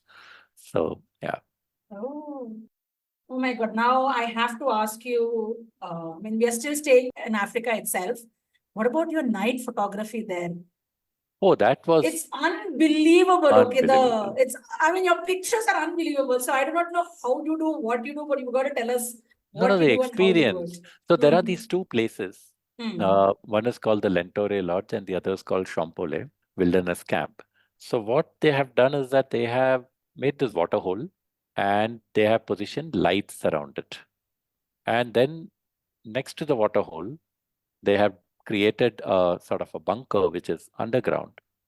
And if you're inside the bunker, you will be at ground level. Your Okay. camera would be at ground level, and you will have the animals come to the water hole in front of you at ground level.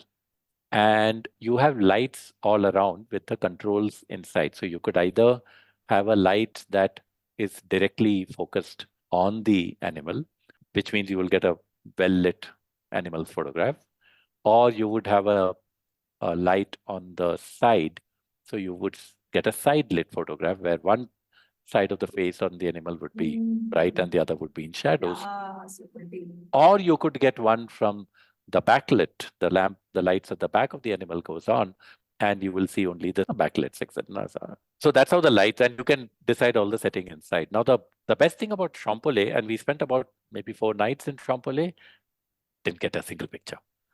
But the whole experience, you go at around 3:34 in the afternoon, you leave the camp, you cross a river, then you go to go on a vehicle, go to the place, and they have dug this huge hole, put a container into that hole, and in Champolet, there is no glass separating you and the water. Oh. So if the animals come there, you could hear them drink the water.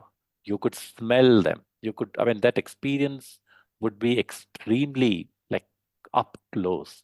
Yeah, they're right there, and you're right there with them. It's just like that. Unfortunately for us, the days preceding our visit, it had rained, and there were a lot of puddles all around that area. So these animals don't need to come to the water hole. There's enough water all around them. But it was fascinating. Just being there through the night, waiting for something to happen. And there will be, because it was open, there will be a lot of scorpions that will enter. So I was going to ask scorpion, snakes and all. Yeah, scorpions. So at least no snake came in when we were there. But every half an hour, 45 minutes, they will come with the guide over there will come with a UV light, because the scorpions then shine brilliantly in the dark. And you see the scorpion and you get rid of the scorpion. And it'll happen. You'll never know, all through the night. Zillions of scorpions keep coming in, and every half an hour, 45 minutes, this guy will go around. You're talking like cockroach, huh? They're just coming and they're like putting UV and throwing them out. What if you get a sting? Well, it'll be painful, I'm sure, but that's the reason why you keep checking. Yeah, that risk is there. And they no, but not. Yeah, well, it didn't happen, so I can shrug it off. But you wear like full sleeve clothes and all of that. Yeah. It's recommended that you wear that. But in Lentore, that's the case. Lentore is like luxury. It's air conditioned. You have glasses. You have very comfortable beds to sleep in case you want to, take a nap, etc. But yeah, it's beautiful. So to me, it's a great one-time experience to get this light and all that stuff. But it was, the Champolet sort of a thing is some animals that come. I would have just absolutely loved it. That would have been brilliant to hear them, to smell them, etc. At such proximity. Very close quarters, yeah. My God, I saw the picture that you had taken of the giraffe standing very awkwardly with its legs going either side and then it bending. It's actually, I had written about it too. That entire, the way the giraffe is designed to be able to drink water is marvelous. Then you really marvel at all these intricate details that go into creation of any animal, which will allow them to. Yeah. It's such and the thing that struck me the most, especially in Champolet, where we used to reach there by around 4 in the evening, so it was still a lot of daylight, is what we take for granted, which is drinking water. It's an exercise that is fraught with so much risk for many of these animals. So you will see either a giraffe or a couple of zebras in the distance, because we're in the middle of nowhere. So you could see it's not that there are too many trees around you, etc. A giraffe might possibly take a few hours to actually approach the water hole and drink. Really? Why? It'll roam around, it'll come close, it'll go a little further away, it'll keep looking around to see if there is a predator, because they are at their weakest, at their most vulnerable when they are drinking, because, any animal, but for a giraffe especially, because They have to spread their forelegs, bend down. They are very vulnerable in that position. But even a zebra, even a wildebeest, all of them are so absolutely paranoid before they start drinking, that that to me was something that stayed in my mind. When I mean, even something like I mean, if there's a puddle on the road, it's a different thing. But to a water hole, it's dangerous. And then you realize how fraught with risk every minute for them is. You never know; they might die the next minute. Sure, power. I used to think that giraffes are like cool. They have like strong hind legs, so they can just give one kick and go away. Or they're so tall, so they can easily spot something easily or whatever. But they can spot one of these cats much Oh, that's farther I out. must tell you. I must tell you this story. We were Hmm. at the Nairobi National Park, and we were going, and I remember we suddenly saw a giraffe and a lion next. And we were going fast because it was very noisy and a lot of dense undergrowth, etc. And then we suddenly said, boss, giraffe and lion so close to each other. I mean, all this happened in a few seconds. So we reversed a little bit, and then I saw that there was a dead giraffe on the ground. And obviously, it would have been the baby of the giraffe, mother giraffe. And what followed for the next 45 minutes to 1 hour was fascinating. This mother giraffe is standing guard over a baby. There was a single male lion. The single male lion is hiding in the bushes and not daring to come out. Occasionally, the mother will go away a little bit, almost as if she's trying to lure the lion in coming out. Yeah. The lion will come out and the mother will rush at the lion, the forelegs flailing as if in a boxing match. And the lion will scoot back into the undergrowth. And I mean, this would have happened God knows how many times. And the sun was setting. And the giraffe also knew that she'll have to move away because there are other male lions. They will also join. It would get Correct. dangerous for her too. And it was very poignant because the giraffe would go away wanting to leave, but then will again come back. It'll go away, the lion will come back, and the giraffe will come rushing at the lion. And it's like, it looks vicious the way full of violence coming at the lion. And at some point in time, the giraffe went away, stood there. The lion came out. The giraffe didn't attack, just stood there watching the lion go, you know, do the washing and other cleaning ritual.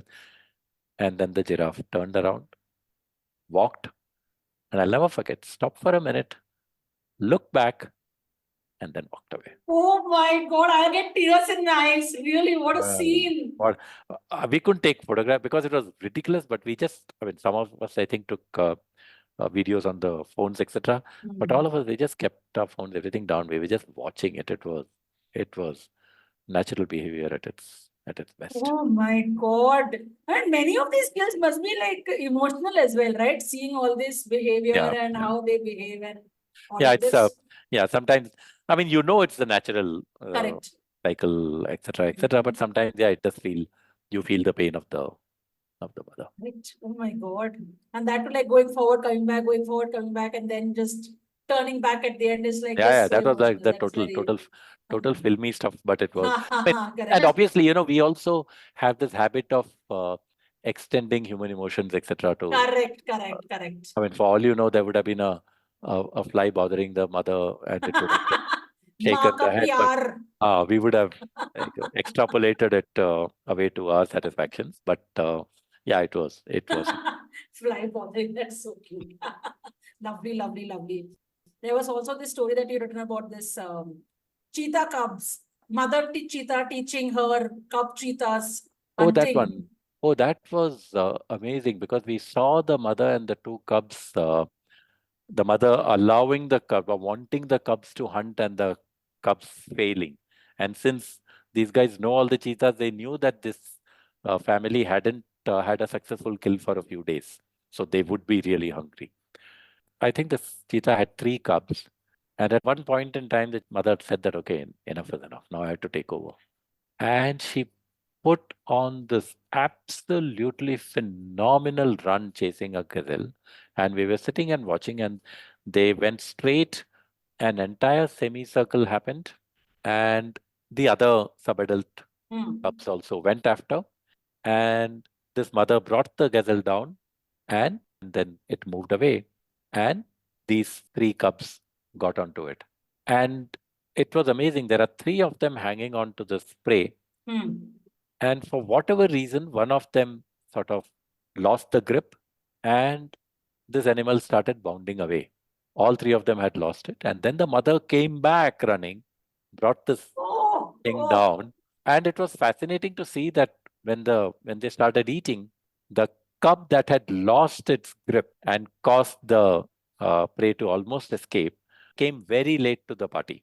It stayed away for a long time, and then obviously, as I said, we like to extend all emotions, Exactly. etc. And we said that, it must be feeling very sheepish about the fact that, oh God, I screwed up, and I might मेरी get, वजह से ऐसे हुआ. I would get all the scoldings from my mother and all that, and very hesitantly came. But that's what actually happened. I mean, it Yeah. stayed away for a very long time, and then slowly came back. So his mothers will admonish and say, ki, I know. 5 minutes, look at like Dennis the Menace kinds, right? 5 minutes, go and stand in the corner and then come back. Oh, what a beautiful scene. No, what a beautiful scene. My God. Lovely.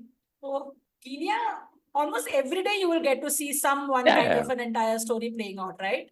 I of mean, course. Kenya or any of these national Any of parks these places, kinds. any of these places, yeah. Wow. What about stories about elephants? My other favorite creatures. Yeah, Ooh. Amboseli. Amboseli is known for elephants, right? Yeah. There are these lake beds that are dry, and there are these marshy swamplands where the water from the Kili, etc., come, and then they make it into these marshy swamplands. So these elephants make the daily trudge to the marshy swamplands, and then they go back in the evening. So you get there's a wonderful opportunity to take, and these are these iconic stereotypical images of Amboseli, where you have this nice long line, and they walk in a single file. So and 10 of them, gray in color with a golden background. yeah. Oh, magical. It's brilliant to see them, and it's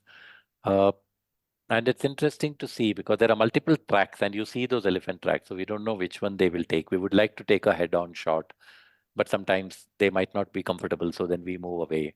Then we take a How do you know they're comfortable or not comfortable? What do they do? So sometimes if you're standing, see, there are multiple paths, the tracks that they can take. It's dry like a lake bed. So you're standing somewhere. And if they're coming in the direction where you are standing, either they will avoid you, and sometimes they might pass fairly close by if they're okay. Sometimes they might move a little away. Sometimes they will huddle around as a herd. You feel that they're unsure about what they need to do. They're trying to judge us. And in such situations, you just move away. You have to move away, yeah. Yeah, you just move away because you give them the space and let's not stress them out. Yeah, they are like brilliant. But the best example of a story of elephants that I would like to say is that, there are these uh, type of elephants that are called as super tuskers. Okay. Super tuskers are those elephants. I think the way you qualify to be a super tusker is if your tusks weigh more than 45 kilos. And these are magnificent tusks. I mean, the animal that one of the super tuskers that we saw, his tusks are about 7 feet. One tusk is 7 feet tall, and the other is about 6 feet plus. I mean, how do they maneuver with like these? It's amazing to see. Some of them actually have tusks that touch the ground, and there are just about 15 of them or something that are surviving in that Amboseli ecosystem. So we heard about this one evening. We were taking some photographs, and suddenly we heard that this elephant called Craig was somewhere in the vicinity. So So they named the elephants also. Yeah, all the elephants, all these super tuskers are named. Okay. And very interesting name. There's another elephant by the name of Vronsky, Vronsky. I mean, as like and as Russian name, like one that kind. Yeah. So anyway, so this Craig was crossing the road absolutely, and I was saying that I don't care if I get a good photograph. I just want to see this spectacular beast. And we saw this animal move, and these guys know their behavior, right? So they said that if he's crossed this path and going in that direction, tomorrow morning, this is where he'll be found. So we'll go to that place. And there are specific trackers for some of these super tuskers. So the guide contacted one of the trackers, the tracker joined us, etc. And immediately, directly took us next morning to where Craig was. And Craig was busy eating. And Craig is the gentlest creature you could have. I mean, apps, of course, we follow everything that our guide said. We won't do anything outside his instructions. So they would ask us to lie down on the ground in front of the vehicle, in front of the Jeep. They will ask us not to go outside the length of the Land Rover initially. And then there was this, we were taking a lot of photographs. This guy was moving around. It was not the best of places because there were a lot of these shrubs, and so photographically wasn't so great for a long time. And then there was a moment that all of us were lying down. I was lying down, and this Craig was opposite us, and we were trying to take photographs. Nothing great was happening. And suddenly he started moving towards us. And from behind, our guide said that just lie down, don't do anything. And I was carrying, I was having a 2470, which is a wide angle lens. So you get a very wide perspective.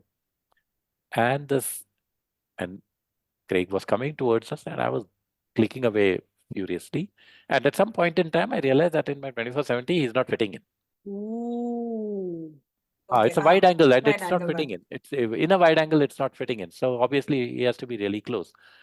And I put the camera down, and this guy walked past maybe about 5 feet away from where I was lying down. That's less than the size of their tusker. The tusk. That's true. And that, I think if there is one moment that I will cherish, it is that moment. To be lying on the ground with such a spectacular beast walking gently past you, totally ignoring you. I mean, it was it. But the important thing is like an ant. No, actually, but the important thing over here is that you should always listen to what your guide is saying. Sometimes they'll ask you, get up, move away. You just do that. Sometimes they'll say, just stay cool, nothing is going to happen. And you just stay cool. But it's important to listen to them because, see, it's like going on a trek in the mountains, right? I mean, that's not your territory. You don't know the weather. You don't know the nature. And similarly over here, you don't know their behavior. You would have read a lot about it. These guys understand science. So they just listen to them. That's the most important thing. Follow whatever they are saying. And that's why it's important that you don't go crazy about a photograph because sometimes that might want you to or might force you to take risks. It's just not worth it. But you did get great pictures of Craig. Well, I did. Yeah, that's why. I mean, when it walked past in the wide angle, I got an image that, I mean, he, at that point in time, just looked a little towards me. So the tusks were pointing towards me. I mean, I just love that image. But more than the image, it's the experience that I think I'll cherish forever. Yeah. My God. So when you see in Kenya, you have different kinds of terrains, right? Some are like marshy, some are very dusty. Some places you'll have shrubs and all that. So how do you play with all these different backgrounds and foregrounds and all of that? So sometimes we see things. We see, say, for example, we see a couple of male lions or a pride of lions. And sometimes we say that, okay, the background is not great. This is not good. Let's move away. Once we saw a leopard on a tree, we said, okay, broad daylight, nothing great. Let's move on. So we do that. But sometimes we say that, okay, this experience might be wonderful to watch. For example, we saw once a cheetah with 6 cubs. Unfortunately, all the 6 died, but over a period of time. But and it was not a very clean place. There were a lot of bushes. But we said, doesn't matter. This is something that we would love to see because the cheetah was hunting, the cubs were playing, then the cubs were eating. After that, the cubs were playing. The mother was cleaning the cubs. Photographs don't matter. You just love watching something like that. So sometimes you move away if you feel that it's nothing spectacular happening, but there's no chance of a good photograph. But if something great is happening, even if the terrain is not right for a good photograph, it doesn't matter. Sometimes we just stay on and watch it. Lovely. So in just Kenya and this entire African safari photography, were there any other wow stories or experiences that you had? I had done aerial photography. So that's something My that I God, was tell, please. desperate to do. This was at Lentore. So we get onto a helicopter. Now, 3 people can sit in the helicopter, usually along with the pilot.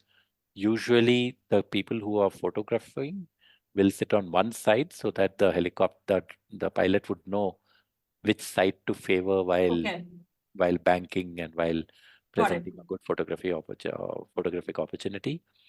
So I was excited. I was just desperate to get an aerial view of things and get photographs and all that. New experience also. Completely new. But the thing that I just didn't factor in was, so there were many of us, and we were going in 3 batches, and I was going on the last batch. So I was waiting. The first batch got over, and this guy came out, and I asked him, "Kaisa tha?" And he said, "Boss, it was terrible." Huh? And I said, "What happened?" So he said, "Man, I had to throw up multiple times, and we had to actually descend. We had to land on ground for me to throw up. I was getting nauseated because of all the motion sickness." And I said, "Oh, I hadn't thought of this, because I do get motion sickness. I'm not very easily, but I do get." So now there's another in the back of your mind, back of something's the mind. playing now. But it was a very interesting experience, because we obviously get a very different perspective, and it's fascinating to take photographs from the air. I also figured out a way to avoid nausea, which is keep looking through the camera, because then you don't know the crazy angles at which the helicopter is tilting. You are just looking, you are not aware of it. And when you're not aware of it, you don't get nausea. At least it didn't happen with me. But at the same time, it was also, I didn't feel very good about it, because see, we either be it an animal or a bird, if you're taking it from for example, I took a photograph of a giraffe walking from the air, and the real giraffe looks a narrow piece of thing, and Yes, I've seen the shadow, picture. the shadow looks like and it takes a mirror. So those photographs are good. But suppose you go a little lower down, the zebra, the wildebeest, the giraffe, they get scared. They start running. Noisy it must be, right? Exactly. Photography wise, it's very fascinating, because they raise a lot of dust, and dust is what you want in good action photographs, etc. But it's coming at a cost. It's not fair for them. The flamingos are peacefully resting and eating, and you actually make them fly. You get some gorgeous photographs.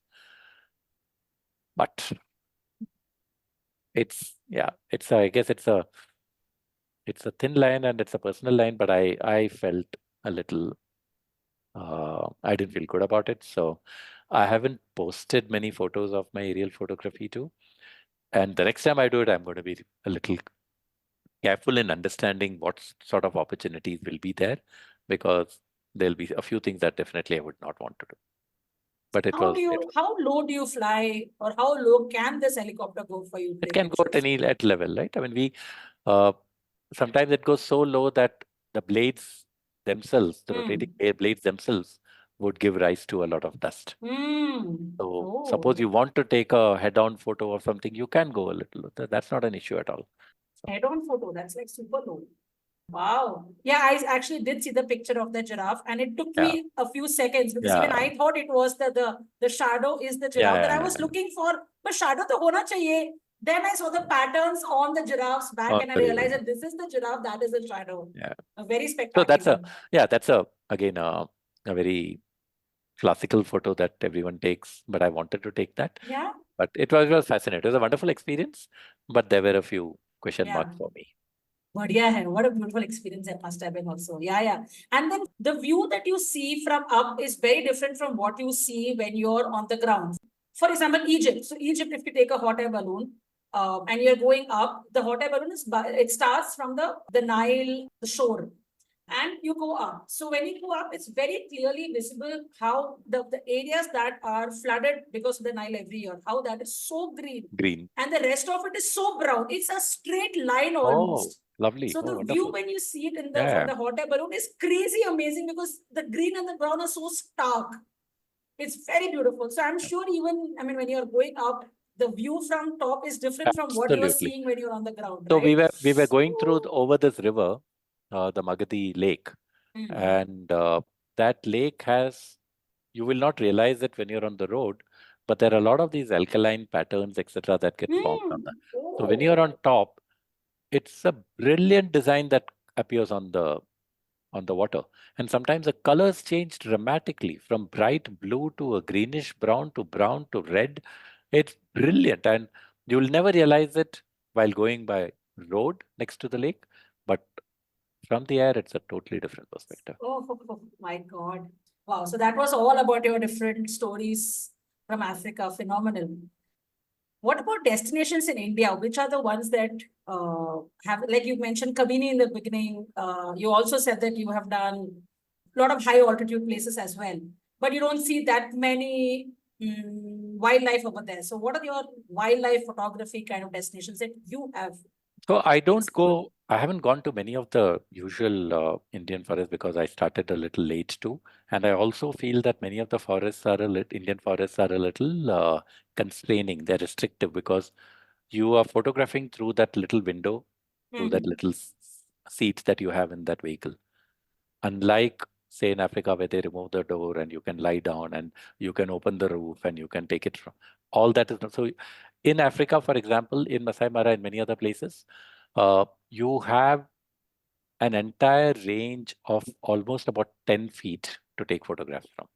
You can stand on the seat, open the roof, you can take it from top, you can lie down on the floor. So you're talking about your Oh, camera moving up and down about so 10 lots feet. of angles possible. Lot of angles. Hmm. Whereas over here, that's not possible. And of course, you have a lot of other vehicles, etc., which also comes in the way.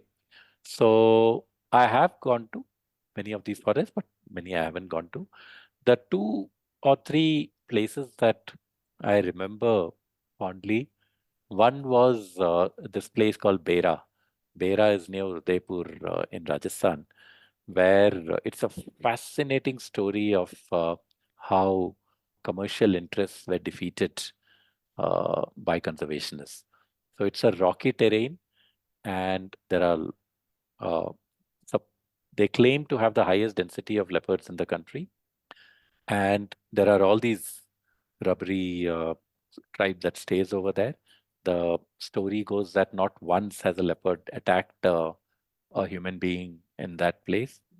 So, why do the villagers believe that they should not attack the leopards? Is there some fund of them believing that it is a Lord No, no, no, no. Shiva's thing and So all of the that? oh that law. Okay, so That uh, kind of one story?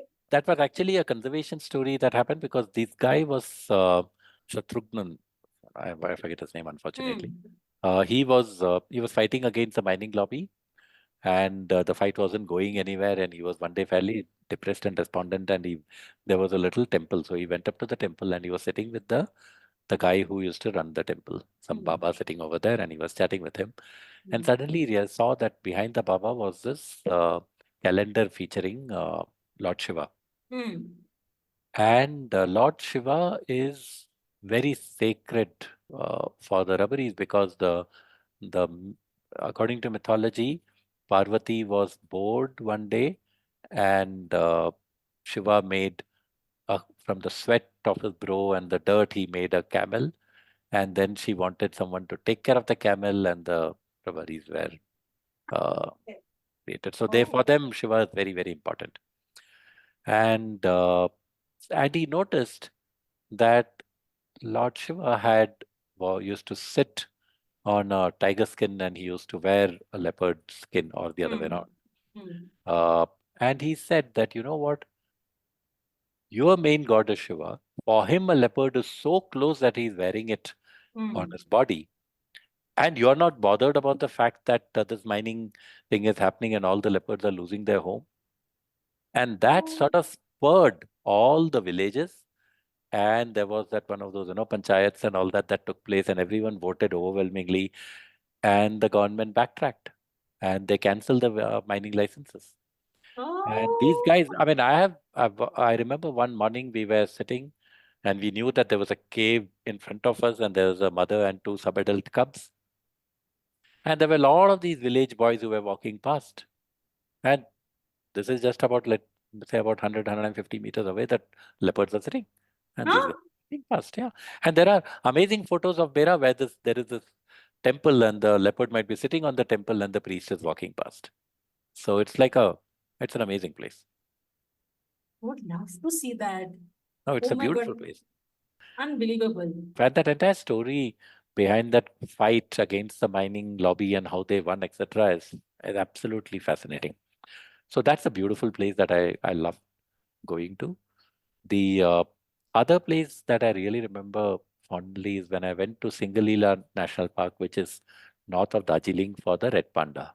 That entire Oh. experience of those forests, those woods, the birds that we photographed, and that entire search for the red panda, and then finally taking the photographs, etc., were brilliant.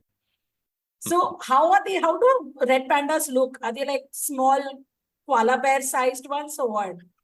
Yeah, they are really tiny. I mean, they're not even in the panda family, if I remember right. Hmm. Uh, they I'm absolutely flabbergasted at the way the trackers are able to spot them, Hmm. because they're such tiny little creatures. They keep, moving from one place to the other place on the trees. But you photograph them, then it's amazing. I mean, it's a Oh. very fox-like creature with a lot of the brown and whites in it, and a very cute little nose. It's a lovely little creature. Singalila National Park is a part of the Sandakfu trek that happens Yeah, yeah, yeah, that yeah, side, no? yeah, yeah, yeah. So you So don't really have Sandakpur, to trek. You can actually even take your vehicle there, right? no, no, Sandakfu is one of those places, yeah, no? yeah. So you have Mhm. those. That's a quaint little place. You have those Land Rovers, etc., that the Brits left behind from the 1940s, and you could. Oh, So it's like vintage. absolute vintage, and some Oh, it's very very corny uh, images built by Land Rover, perfected by us, or oh. um, some major lines are there. So you go on there to the place where they find, and they look around, and you keep waiting while the trackers look around. You photograph birds, you photograph all that. Then you get the news that something has been Oh, sighted. yeah. If it's a lucky day, then you go there and take photographs. Wow, fabulous. Yeah. So the third place which I went to, which fairly inhospitable climate, was to Kargil. I think in the month of November, when it was like bitterly cold. We went to photograph the Himalayan brown bear, but unfortunately couldn't get a single half decent photograph. But the overall experience was fantastic. Uh, Did you see the? we saw bears, but they never came. One day we saw a mother and a cub come on top of a mountain, Hmm. and we thought they will come down, but they just didn't. One evening we saw another two of them come down, but it was like pitch dark and we could really see nothing. But to me, it was brilliant to be in such a place, spend a lot of time with the locals, understand their lives. Obviously, you heard a lot about the Kargil war and what had Yes, happened, yes, and yes. uh, that to me was fascinating. So when you're going somewhere, it's nice to understand and a lot about the locals and how they live, etc. Usually, you don't get much of an opportunity to do it because you just parachute in and out, which is not a great thing to do. But in this case, because there was nothing to photograph, we ended up spending a lot of time chatting with them. So it Any was fascinating stories? no, I Many think of them are that's very chatty also, oh, they were often. chatty and they were talking Hmm. about the horse polo is very big over there. Oh, Yeah, so about the way one guy used to be a player and he was used to represent Kargil, so he gave me some fascinating stories, etc. oh, And the interesting stories was about how the bears. I mean, I remember having this conversation with a local who was very upset with us, saying that you guys are coming over here and photographing all these animals, and these animals are creating so much of a problem for us. oh. He said as to how the bears, after they wake up from their hibernation, they will come ransack the houses, sometimes kill the chickens. Hmm. They'll enter into houses, open fridges. So multiple things, these guys were saying. And he was very upset about the fact that, you know, we are coming here to enjoy something that is so much of a problem for them. And he was saying it's come to a situation that, if one of us dies, no one's going to be bothered. But if a bear dies, the entire forest department will be coming to us to check as to how did the bear die. So we also, understand it's this human animal conflict. Yeah, yeah, yeah. Uh, it has both sides. Yeah, one side you see Bera where they're so happily co-living, on the other side. Yeah, It yeah, is yeah. very That's a fair. What the fear that the guy is talking about has to be very fair for them, right? yeah, it's a It's tough tough. one. Yeah, it's a very tough one because at the same time we are also going everywhere and eating into their space. I mean, Correct, correct, it's a it's that's a very tough one. correct. Oh my God. The place that I really love is Bharatpur. Uh, Oh, bird sanctuary. yeah, bird sanctuary, especially to go in the months of January and February. It's fascinating. I mean, it's a place where you can you can walk around, you can go on cycles, you can just do what you want to do. Lie down on the ground, go into some place. I mean, it is fascinating the sort of opportunities it provides you to take different type of photographs. I mean, especially our group loves taking photographs and using the fog. It's just marvelous. I mean, you can Yeah, when read you're saying Jan Feb, it means peak winter, which means a lot of fog, right? lot of fog, lot How of do you fog, get and to see the birds through all the? so we are yeah, we are a bit I think a little bit wacko. We love going where the, for example, the Saras crane is what everyone loves to take photographs of. And Hmm. I remember hearing that, at this time when we were there, someone saying that, okay, the Saras crane has been sighted. And we asked, fog hai ya clear hai? So they said clear hai, nahi jana. नहीं जाना. Uh, because fog, shooting in fog, it gives a dreamy feel to it. It lends itself to a lot of intrigue. A lot of things can be done. So even a simple photograph of a cormorant or a darter or whatever in fog on a, as you said, the piece of log sticking out of the water Yeah, it's crazy. can be brilliant in fog. And I mean, I guess that you are one of those wacky or wonky. Which one would you choose? Wacky. When you said you are very fond of seeing the effect of dust when you are taking pictures, the action is very, very visible. So, the effect of a fog and seeing something through that, is there a Yeah, connect? yeah. See, more than anything else, it's at least my philosophy is that when I take a photograph, it needs to be something that captures the imagination of the viewer. Uh, there are some billions of photographs all around the place. I mean, Mm, is it yeah. that'll make someone pause for a minute? There needs to be an element of drama. There needs to be an element of mystery. There should be something that makes the viewer pause for a microsecond more to look at your image. Plus, of course, it's a little bit of a personal challenge also trying to do something different, try to take different images than a very standard, well lit, sharp image. Personal funda. You like challenges. So Kabini was your first photography trip. What about the first international photography trip that you went on? I had gone to Brazil. Oh my Place. God. Tell us which place in That Brazil? the place that we spent the most time was called Pantanal, which is where the jaguars are. We went first to a place called Trilha dos Toscanos. I love the name. So that's where the a lot of birds. It's a feeding place, and a lot of birds come. And the South American birds are brilliantly colorful and absolutely different shapes, etc. So we spent there. Then we came down a road to reach Pantanal. You have to come down a road called the Trans-Pantanaria, which Okay. has got a different, very fascinating history to it. Uh, This so, road meaning it's a drive that you okay, take. since you asked, let me tell you that story. I can't Please, resist it. please do, please But do. the Trans-Pantanaria was a road that I think sometime in the 70s, the government of Brazil decided, I think it was a military dictatorship at that time, they decided that we'll build a road to connect two different parts of Brazil. And they built the road. But what they didn't factor in was that when the rains come, the entire place gets flooded.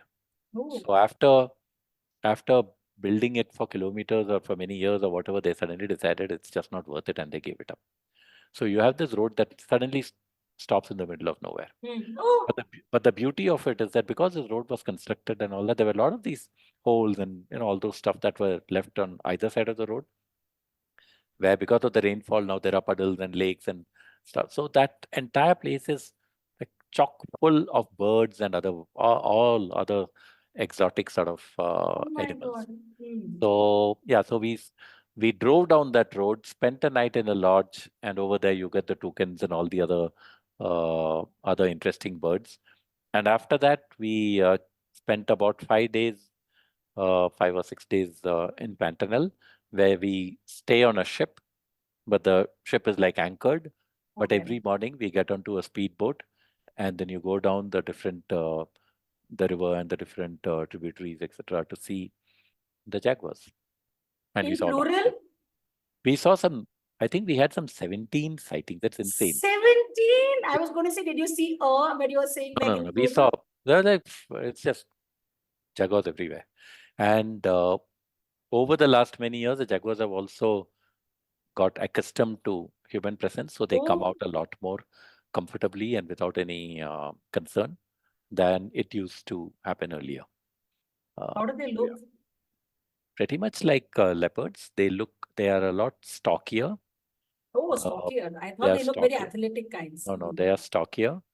They there is a difference in their pattern Mhm. between the circles of the spots are a little different from the leopards, but they are stockier.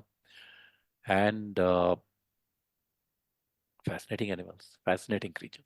Like I've It, never seen a cat that is more switched on at all points in time. They are constantly on the prowl. They are very comfortable with water. They swim in the waters. They their you see them favorite swimming in meal. the water as well? Yeah, yeah, yeah, yeah. Oh, They just come land. If there is water, they'll swim in the water, come out on the other side and cross the land. And oh, as my simple as that. God. Wow. Very powerful swimmers, and their favorite meal is a caiman, which is a crocodile over there. So they just they just dive into the water, catch hold of a caiman, and they take And that. how large are these caimans compared to crocodiles No, that no. we see? Very, very comparatively smaller, both in Smaller. terms of length as well as in girth. Okay. But still, it is fascinating. So Wow. So, I remember in one of your blogs, I had read that lions have a low kill percentage. Then all the you cats. have leopards a little more than that, cheetahs a little more than that. Where does jaguar feature in this? Actually, I don't know that. Hmm. I don't know that number, but all the cats have the yeah, all the cats have a fairly low percentage of success rate. So, other than this, what is the crocodile equivalent over there? You said Cayman, Cayman. yes. Other than that, what other kills do you see with the So we didn't jaguars? see a kill. We saw a Hmm. jaguar with a caiman. We don't know whether it killed the caiman or Oh, it was okay. dead and it was eating, but it was trying to take it up the Out. bank. So we saw that. We saw a failed hunt where the jaguar went after an animal called the capybara. It went after the capybara, but the capybara survived. And we saw twice we saw jaguars with kills, which had Hmm. happened before we Okay. Reached. And these reached are all you're on a speedboat. boat on a speedboat all the A time. speedboat. Yeah. Different kind of Very different, experience, very right? So different. you've done air, you have done land, you have done speedboat, you have done I've you not have done done the I've zodiacs. not done underwater. So that was my next question. So what is your underwater plan now?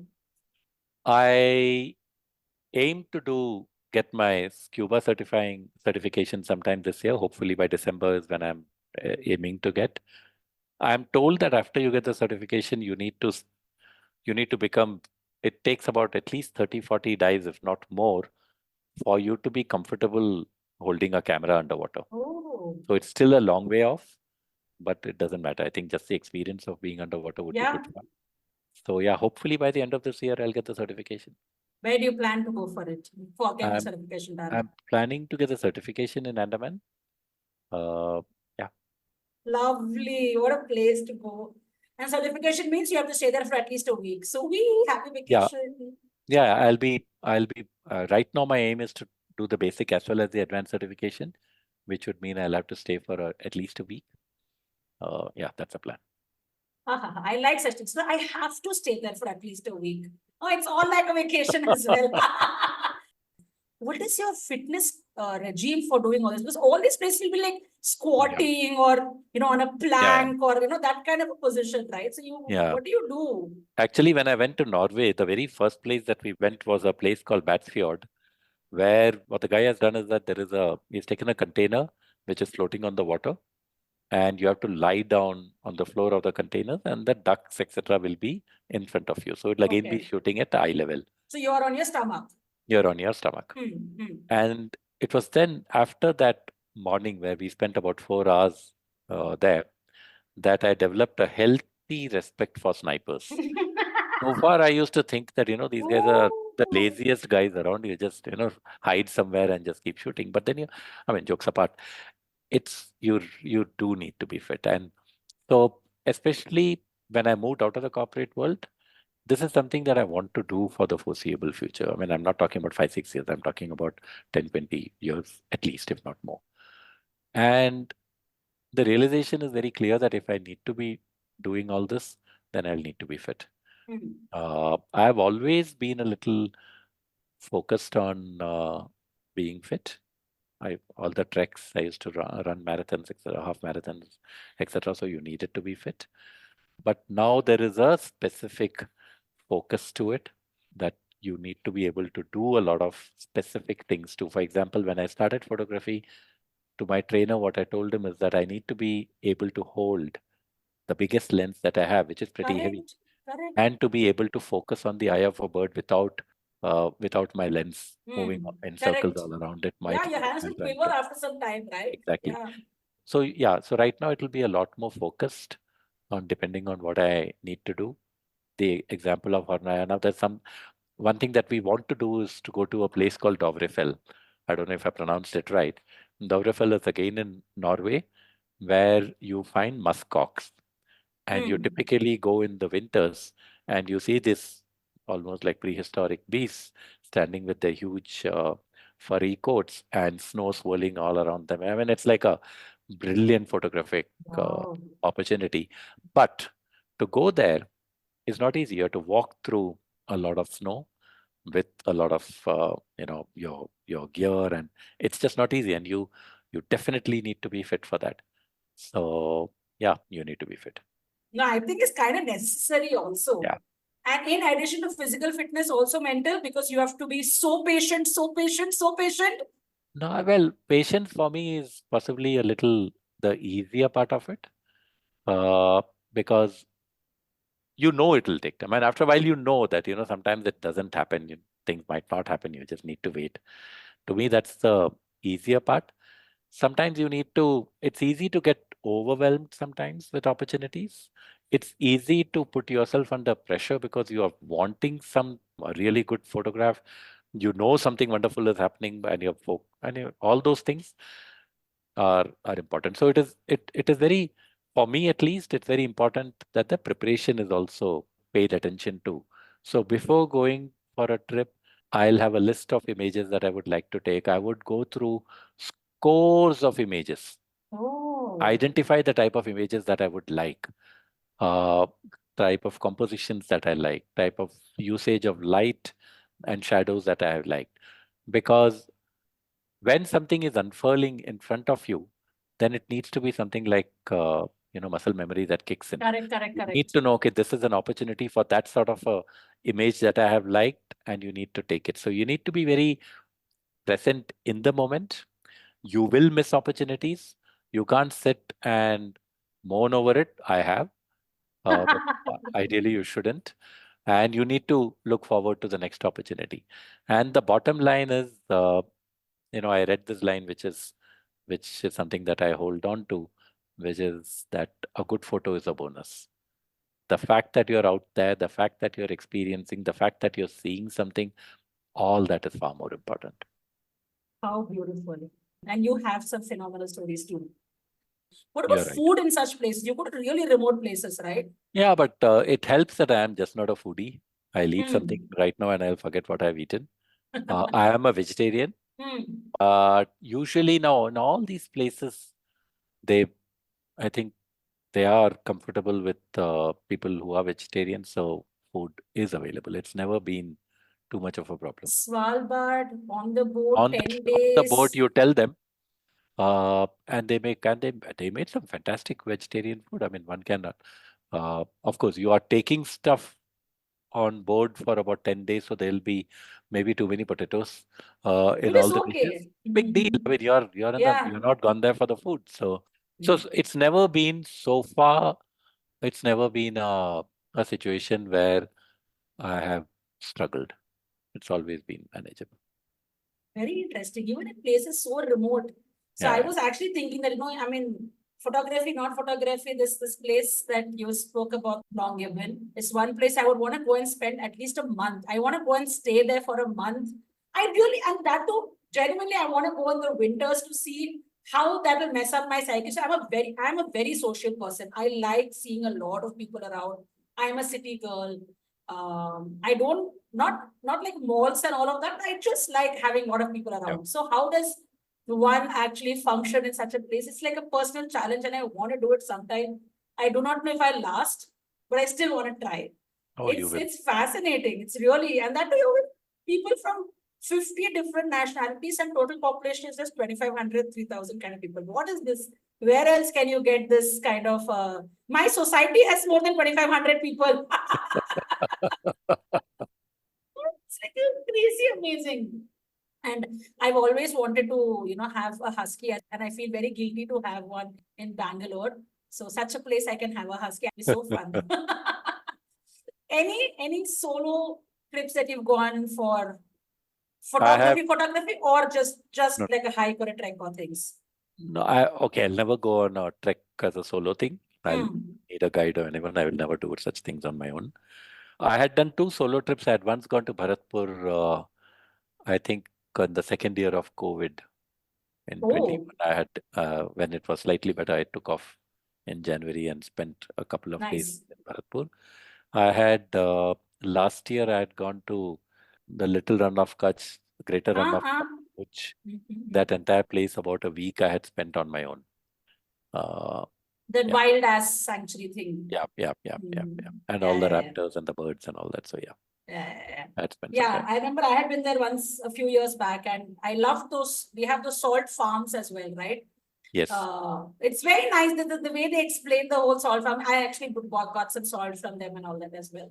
But it was very nice. Even the safari, if you can call it, it's not really safari, but whatever the thing that you go Yeah, and you see the yeah, flamingos and yeah. the wild donkeys. Yeah. Very, very, very fun. And of course, the last run of Kutch is very beautiful. So spectacular. That white colors, salt, sand, whatever. It's Yes. spectacular. Did you I, get like phenomenally good pictures of the sunset and all that there? You said you're uh, not really nature photography kinds, right? I got a couple of good photographs of there were a few wild asses and in the sunset and once I think an imperial eagle or something with the sun going in the back. Wow. Very nice, yeah. To be I don't go out alone often, so it was nice to be alone. Wonderful. So your website and where people can see your pictures and your thing is called, My website is ashoknair.in okay, and that's where my images are there. ASH OKNAIR ASHOK NAIR .in. .in. Okay. Phenomenally good collection of pictures and all the stories that you write. So if one Thank needs to you. subscribe to it, we just have to go to your website and then hit on a subscribe button, is it? Subscribe plus there is a pop-up that will come, one of those irritating pop-ups. It's necessary. Okay. It's We also necessary. write blogs, so we know. So yeah, it's easy to. And the blog is in a tab called Stories, and it'll all be there. So Okay. And do you often update your Instagram page as well? yes, I do it maybe once or twice a week. I'll be putting up Okay. again. Oh, fantastic. Hey, Ashok, I also got to know that you've won a photography award and all. Yeah, last year I won an award which is called as a DJ Memorial Photography Contest. So I had won the award over there for a creative photograph that I had taken in my trip to Norway. During that year, my image was also shortlisted and displayed in the Nature in Focus exhibition, which was a photo that I had taken in Hornoya. So Oh, these so were the the 50,000 birds on top one, is yeah, it? sort of Oh, recognized. lovely, lovely. Congratulations. Thank you. I did see the award thing, but I did not know about this other the beautiful picture of those 50,000 birds in the horizon also getting shortlisted. That's very nice. Beautiful. I have had a phenomenally good time listening to all your stories, Ashok. My God, you are really full of stories. And you're very vivid about them as well. So you can almost picture when you're listening to it. And so thank you very much for your time. Thanks a lot. I mean, this has been a wonderful experience for me to remember some of the things that I'd actually forgotten to, and talk about all that. It's been a thoroughly enjoyable conversation. Thank you so much. I'm so glad, man. So like I said, I've gone through every single write-up of yours. Thank you. Itna maza aaya mujhe. I really think that I love the drama with which you write your entire scene. And when you write your scene, the scene also has pictures. So it's like almost you're living through it or you're seeing what's happening kind. Bahut hi maza aaya. So I will really, really recommend all our listeners to head over to ashoknair.in, your website, where you can see all your images and read your stories. And of course, bada maza aaya kahani sun ke. Thank you so much. You have been most generous. Bye. Oh, that was a super fun chat. And listeners, you'll be thrilled to know that Ashok very generously shared lots of his pictures with us, which we'll be putting up on our Instagram page as well as on our Substack page, misadventuresofaSneaker.substack.com. We also have started a new service of curating travel itineraries and destinations just for you. So if you want to get a vacation plan, leave us a note on Instagram or DM us on our Substack page, and we'll do something super special for you. Also, if you enjoyed listening to this episode, would you like to support our team by buying us a coffee? If yes, you can head on over to our show notes and click on support to contribute any amount you'd like. It'll be a huge morale booster for us. Thank you.